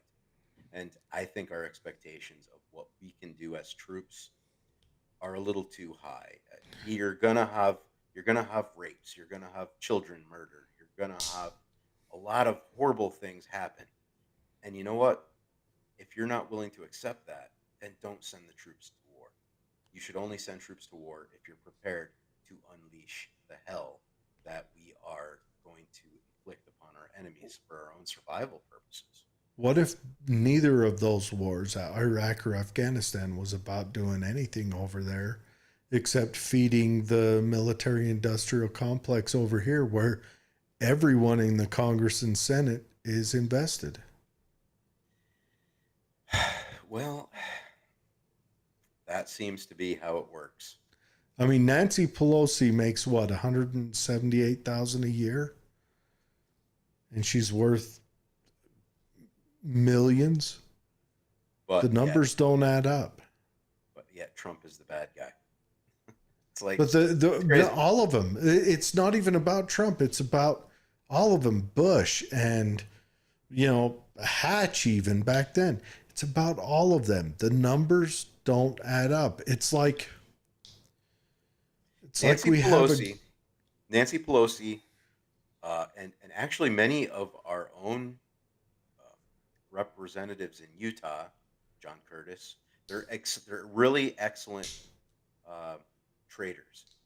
They're fantastic at calling the market and making millions. I guess they can't be insider trading because I'm sure none of those guys would commit such heinous activities. But maybe they're just financial geniuses, Jared. But I'll tell you what, if I was in charge, I'd want to investigate that. And if they were found guilty, they would have to go to a labor camp the with the problem illegal is immigrants. who's in charge that could make them investigate that. Why we haven't made it so that when you sign up for Congress, you can't invest on the open market, I will never understand. Well, I don't understand why they get the privilege of insider trading, and I don't. Yeah, you shouldn't be able to invest. They should be able to invest in the exact thing that government employees do. They should be able to say, okay, everyone, you've got to give up your investments. Your husband and your children and your parents have to give up theirs. Oh, well, that's unconstitutional. Okay, then don't run because this is a voluntary job. And to be in this voluntary job, you have to go to your family members and you all have to agree to this. And that's that. And they say, oh, well, I've already got 5 million in investments. Okay, your investments get rolled into a mutual fund that has a safe common growth for the time you're in. And that's what it is. We have a 12% growth model year over year. That's where it goes, one that everyone uses. I suggest the TSP, the Thrift Savings Plan, because imagine what that would do for you government employees, TSP, if you got a big boost like that every 4 years, new money coming in and new money rolling out, I right? think I think that they should definitely not be allowed to trade stocks while they're in office, Just like that. And or so hold them. They should have to liquidate if they go in they for just, sure. yeah, they have But to give beyond it that, up. They have to give it up. And then they have the choice, if they want, they can move that money into a mutual fund or a thrift savings plan or whatever. And they can stay in there and ride that for the time they're in. After you're in, you can get back into trading. That's fine. But while you're in, you can't be involved in it. That, I think we also need to do away with Citizens United. We need to kill that. That is the bill that's destroying us. I think term limits would have a very effective feature to the republic if allowed to be implemented. But a lot of people disagree with me on that, and Yeah, I'm back and get forth. us I started. kind of agree. I'm back and forth on it. I think also, I mean, term limits, however you work it out, but I also like the idea of if your people get pissed off at you, they can actually vote you out. They can vote someone else and not just have you term limit out. But I mean, you can go either way on that. But we've got to express that this is a voluntary venture. You're not forced into it. It's a voluntary venture. And while you're here, you can't do X, Y, or Z. You can't stick a cigar in a taco. You can't do this. You can't do that because you're volunteering. Just like when people join the military, you know, if you join the military, you can't do this. You can't do that. It's a voluntary venture. You're giving up your liberties to be you know, to be, to serve your community, to serve your nation. I've never had a cigar flavored taco, but I don't know how illegal that should be. You got to ask Bill Clinton about that. So, yeah, I'll be honest. Bill Clinton, had he just admitted what he did, I don't think I would have a big deal about it. But it I was the don't have fact a that big he lied. I don't have a big deal about it from the get. I mean, I really don't. I think it was a witch hunt, just like the witch hunt we're going through now. Well, I have to give credit And to it the hurt the Democrats. Republicans. Well, yeah, and not only that, it hurt Monica Lewinsky. I mean, she became the bad guy. Yeah. How does yeah. that work? How do you take that situation? She was And what, 19? I thought the women's movement was going to turn Bill Clinton into a nuclear shadow Oh, come on. They don't do that. The women's movement is just communism in a skirt. Yeah, I'll tell you what, man. I have to say that is amazing political maneuvering, making Monica Lewinsky look like the bad guy in that scenario. How do you do that? I don't know. They wiped her out of polite society for what, 20 years? Mm-hmm. She's not even in society now, as far as I know. I mean, shouldn't she be going on like Tucker Carlson and shit? No, she doesn't. She first started coming back into society in what was it, 2016, for a blip, and Trump brought her in. And I'll bet the reason she's not going on Tucker is because I think she's still a Democrat. Well, that would be the most retarded thing I could ever think of. I did say she's a Democrat. I don't know why you're repeating my words back to me. Have you ever seen that comedian who has a sign language guy? And the sign for retard and Democrat is the same sign or Donkey? super similar. Let's see if I can find it. And you always point this out, but like the Democratic Party back in say 1980s, early 90s was very similar to where Trump is today. Oh yeah. In fact, I always say Trump's my favorite Democrat. I don't think he's changed that much from last time I saw him on the Oprah Winfrey show in the 1980s, right? So it's interesting to see how these things flip.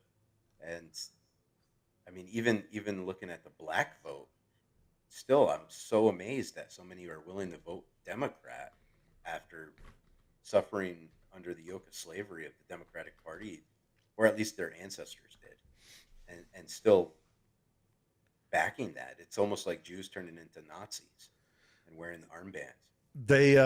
It amazes me. They sold them on that initially with the farm bill that came out in 41. And then honestly, when they broke the family, that did it. When they broke the family in the 60s with the, the Great Society of Johnson finished it off. Still, I look at that as political voodoo magic. It's the same thing they did to Monica Lewinsky. They made her the bad guy. You take the men out of the home. You take the male role model out of the home. Democrats are female political theory. They operate under the female political theory. Everything Democrats do, everything the progressives do, we're in a female-centric world right now. The colleges, your schools, all that. They act like angry school marms. You take the male out of the home in the 60s, you destroy the black and inner city communities. You destroy them with that. And that's what we get. We get exactly this. What they did is they went in there. What was that guy that ran for governor in California, the black guy? Why do I always forget his name? Walter Williams talked about it. Thomas Sowell talked about it. But they went in there and they said, hey, if the husband's not here, the government will give you money. So poof, the husbands disappear. Kids no longer have a father. They no longer have a male role model. Males, females teach you a lot of good lessons you need in life. Males teach you a different set of lessons. Females teach you how to operate within your small community, within your home. Males teach you how to operate outside of that. They've forgotten how to operate outside of that. And that's why our inner cities are falling to crap.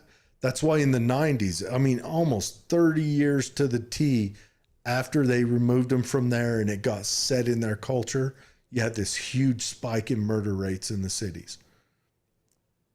It's what it is. They removed the role models that taught people how to operate outside of the home and outside of the community, how to interact with the world. They removed them, and that lesson was never learned.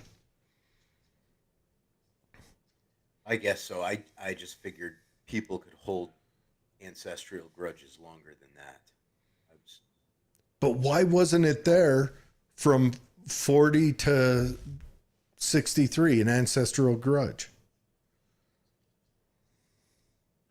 Because the grudge, if you've got a grudge against someone and your play is to take it out on your own community, you're doing it wrong. Right? Because the inner city, they're not destroying me. They're not destroying the average, white community. They're destroying themselves. And it's because I would argue that when one city fails, other cities around it fail too. It's not just them failing by themselves. Sure, other cities fail, but what did the Democrats do? The Democrats destroyed LA, San Francisco, and New York City, right? Those are the main cities. Philadelphia, Pennsylvania, all of Pennsylvania, right? They destroyed them, but they made successes in their destruction, such as Miami, such as Austin, Dallas, Phoenix, Salt Lake City.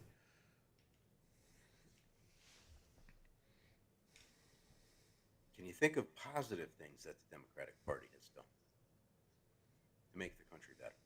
Oh, boy. God dang.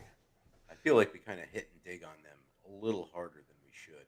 There's Positive things that positive things they've done. Were they airbags? Did they do airbags? That was Ralph Nader. No, actually, it was the free market that did that. Ralph Nader wanted to force it, but the free market just did it because everyone wanted to buy the car with airbags. Positive things the Democrats have done. Are we talking historically, like all the way back? Because it was a Democrat that tore down the first bank of the United States. That was Jackson. That's too far back. Yeah. Do we just want to do our lifetimes? We can do our lifetime plus one. How about that?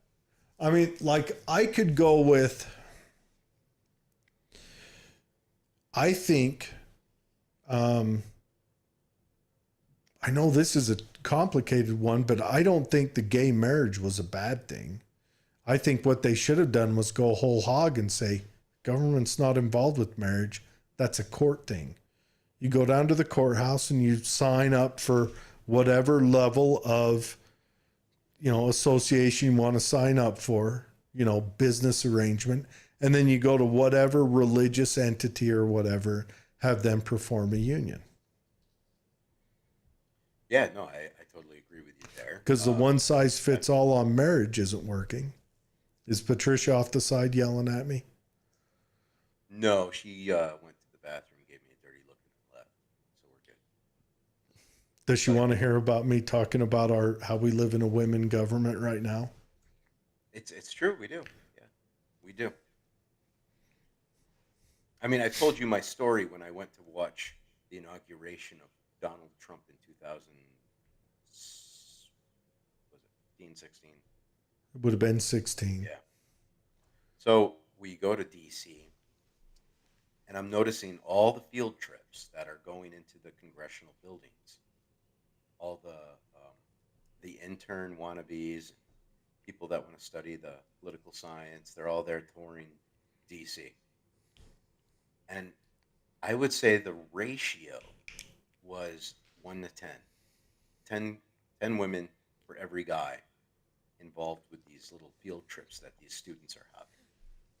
And again, the aides to our politicians, I would say the ratio is pretty damn slanted towards the female, which means our future generation of leaders, I think it's inevitable they will be the females because they're taking the most interest in politics. How many aides do you think moved from being an aide into being a politician? Do we know of any politicians that kicked off as an aide? Celeste Malloy, Well, was she an aide or did she work in the office as a legal officer? she aided She as aided. legal. I mean, you're involved with that, you know. You're So true. I mean, Mike Lee, he clerked for what was that justice's name that died? hmm yep. So you may be right. It's a crazy world. It's a profession that it's the last profession where you get an internship that's for real to go do the job.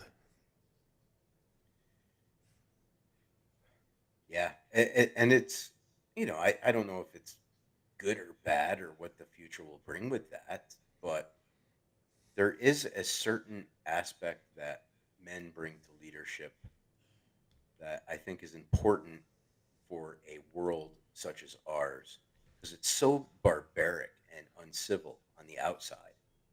I think we're inside of a big bubble of love and hugs. And everyone Well, thinks it's like this on the outside. It's not.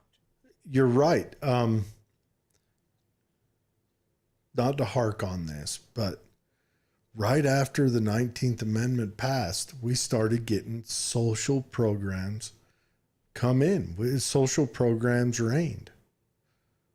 They almost never lose. That's women or gynocentric government want social programs. They want to take care of everyone. They want to tuck everyone in at night. Well, look at Tooele. For example, I was not for the bond to enslave us for bigger schools. Right? I'm not going to lie. you I was not. you have not seen how big that school is, bro. But Dude, dude, dude, if you saw this, you would pop your head off your body. It is massive and it is a huge rolling roof and all this architecture monstrosity. It makes Tooele High School, and it's not even built yet. And Tooele High School's half its size. yeah, and I voted no on that bond over and over again. But what they do is they just continuously propose it, maybe tweak it just a little bit, and then they guilt all the moms and the ladies. The ladies will carry the vote. Women usually do vote more than men, and that's one of those issues where you can just pluck the heartstring really hard on the female population, and no matter what, you're going to go into debt for that kind of a cause. It just seems like it's a losing proposition for society. They'll continuously offer things we can't afford and sell them in ways that seem like it's possible for you and I to pay it off. Tomorrow, I'm sending you a picture of that school because I'm not even explaining it right. Do you know why they always ask on the phone when they're trying to sell a timeshare? They're always saying, "Are you married? And if you're married, do you have to bring your wife?" So there's a reason. There's a reason why. There's a psychological reason why they want that, and that's Oh yeah. Oh yeah, bring your wife. We're going to sell it to her. You're just the rider. Fred says, man bashing started back in the early 90s. I said then that it is dangerous for everyone to discredit men. Our society needs what men can bring to bear. 100%. Look, there are two strengths in the feminine and the masculine. The feminine keeps your home in order. It keeps your family secure. It builds the bond that strengthens the family. Men is how a family interacts outside of the home.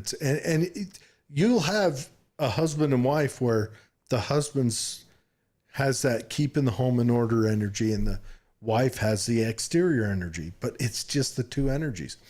And you need to be able to function outside of the home. And it's been going on since the 60s. It's been destroying us.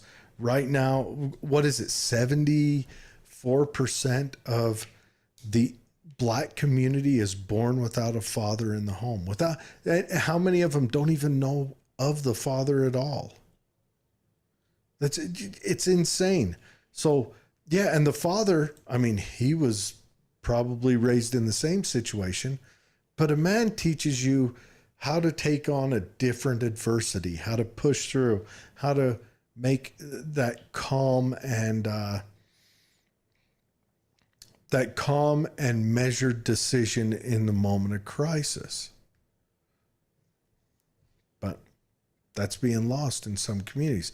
And then we wonder why whenever they get into crisis, they go right to extreme violence. They go to eliminating each other.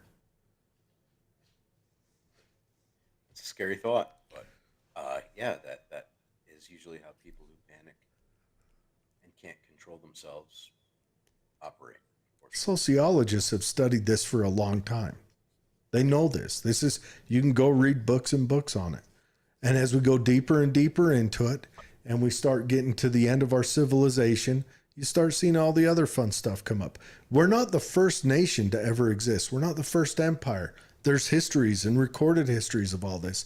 And anyone, just go crack a book about when Rome fell, what the culture was like. When Greece fell, what the culture was like. Go read it. You're going to go, oh, really? That's how it is? You're going to go read it. People start becoming androgynous. There starts being a lot of cross-dressing. There's art dies. How's our movies coming out now? Is there any good movies being made? Any good books? Any good art and entertainment? No, it's all died. Have you ever seen the person that Disney put in charge of the Star Wars series? Have you ever read about her or seen her interview? Oh, Kathleen Kennedy? Is that her name? Yeah. She's I can't even watch the Star Wars series anymore. It used to be like my favorite stuff, but it's gone so far woke that it's almost frightening. Well, let's even leave the woke out of it. It doesn't have a compelling story that draws you in. No. A girl found on the desert is awesome at everything. The end. Let's change it. A boy found in the desert is awesome at everything. Never fails. The end. That's the story. Where's the struggle? Where's the lessons learned? You know, the first time she sits down in a pilot seat, she's the best pilot. She's a better pilot than the owner of the ship. The first time. Like, there's no struggle. She's just magically perfect at everything.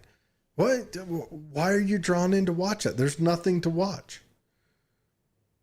Yeah, I think back to like the old plots where, remember Empire Strikes Back, where they cut open that little dinosaur's belly and put Skywalker into the. There's nothing even a tad bit controversial like that. He gets his hand cut off in the same movie. That was the one after that, but yeah. No, it was the same movie. He gets his hand cut off. Oh, yeah. Okay. You're right. Yeah. You know what she does? She has an awkward kiss with her brother, Luke Skywalker's nephew. I mean, she's Palpatine's granddaughter, so I don't know how that all works out. But no, there's no controversy. Travis said Nancy made $7 million off the last bill passed for Ukraine. Dude, how much money gets funneled back just to vote blue? And yet, Do the we can't get them to Republicans have a have? trial. We can't get them to prosecute or investigate. And that right there just shows you that really we have no control over what we're told is our government. We don't. I'm It's no telling you, different. No different they're than Canada.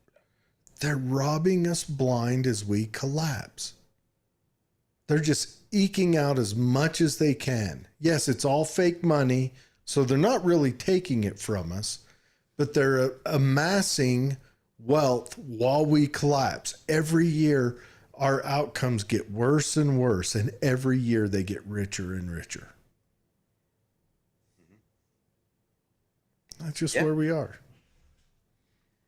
How's the political arena looking for this time around in Utah? Who's looking to take Congress seats in the other districts?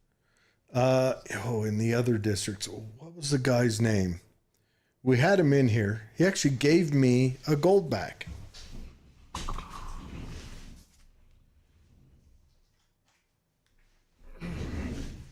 I got to remember the guy's name. I'm awful with name, but yeah, he brought me a gold back dollar. These are cool. The gold back idea, I really like it. I just think they're very pretty. They're very, interesting idea. I'd like to see him go further. If we could get more companies on that, I think that'd be another. But again, I mean, the only time people start questioning their currency is when their currency is crashing. No one Yeah. questioned our currency in the 50s. Our currency was dominating. Everyone's like, shit, the dollar? Give me a dollar. I gotta have it. Something's awry when people start going, hey, can I buy this with my dollar? Can I trade my dollar for that?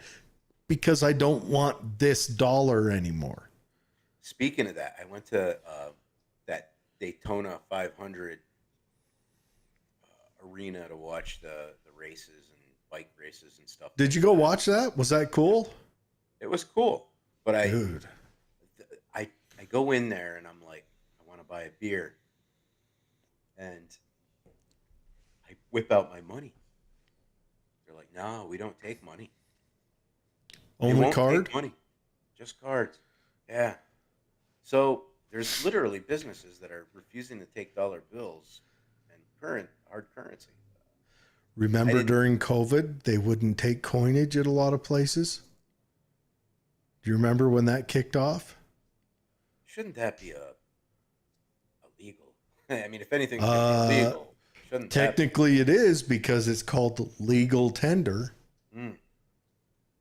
But who's going to enforce it? What are you going to do? You going to call the Fed, call the Secret Service? Hey, they're not taking my dollars. And the Secret Service is going to drop everything they're doing and come and make sure that no. And there's multiple reasons why someone would say we don't take cash. One, what if I've got an employee that, he's a dirtbag, but I trust him if I put a little chip reader on a little iPad and bolt the iPad to the wall. He can't steal that stuff. You see what I'm saying? Well, this is the march to the CBDC. BCD. Yeah, this is how it slowly goes there. So if we don't speak up about companies not being willing to take paper currency that is legally printed in our country, if people are allowed to just let that go, then you're ready for a CBCD. You're ready. Like I said, dude, I don't know. I look down the road and I don't know if we've got I I don't know what the long-term prospects for, and it's not just here, it's everywhere. I think we're having an upset of like a global culture, because China, they're in collapse, you know, and Russia. And another thing about Russia, I was thinking about this the other day, the hard pivot. So I'm thinking all the way back to when Romney challenged Obama, and Romney said, our greatest threat on the world stage is Russia.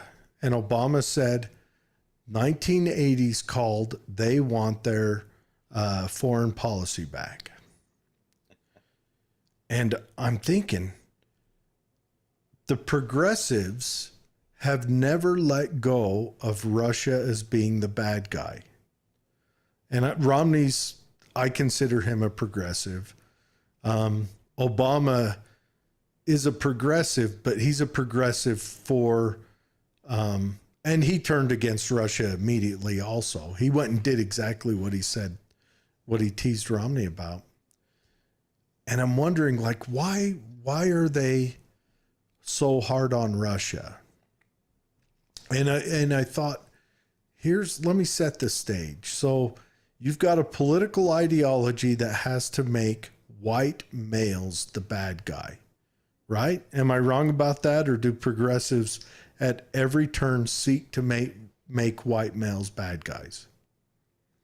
Maybe every other corner. Yeah. Where's a corner they didn't? I'm sure there's one we can find. Okay, let's just call it what it is. Every corner, white males are the bad guys. Melanin is good, and non-melanin, you're automatically evil. And this isn't a call out against black people. I mean, I see black people like every other person. I do. If you're upstanding, whatever, then you're upstanding. If you're not, you're not. I don't care what color you are, what creed, race, religion, because I don't pack that baggage on me. But progressives, so I'm wondering, did they go after Russia because Russia is, one, substantially nuclear armed, and white? Because it feels like, when you look at the history of it, it feels like they've been goading at Russia, like aiming at Russia the whole time. And maybe it's not intentional. Maybe it's just ingrained in them from their higher education standpoint. Check your cell phone, Jared. Yeah, I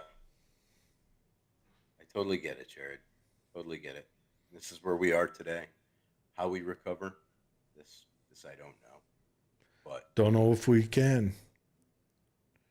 we're gonna ride this ship until the end. Yep. Tell you that. But anyways, I got to cut Dave loose, and I'm going to get out of here early. Not to mention, it's only 23 minutes before the show ends. But yeah, I seriously think that they did a hard pivot out of the Middle East because the progressive means had made it so that if you're brown, you're a good guy, and if you're white, you're a bad guy. And they went hard at Russia. Hard at them. Anyways, everyone, that's the show. Dave, thanks for coming on, man. Thanks for having me, Political Head Trauma. Yeah. We're Yeah, the it's a Head good Trauma time Head to of hang out with Podcast. you. All right, you guys have a great day and enjoy the extra 2 hours that you got over me. Yeah. All right, Dave. Take her easy. Say hi to Patricia for me. Will do. Bye bye. All right. Bye. All right, everyone. That was David Weiss. I don't know. Maybe I talked crazy tonight, but that's just something that popped in my head. I hope everyone has a good weekend. Stay safe. Holly should be back next week unless I don't know, unless Patriot Camp turns into Patriot Forever. Yeah, you guys have a fun weekend.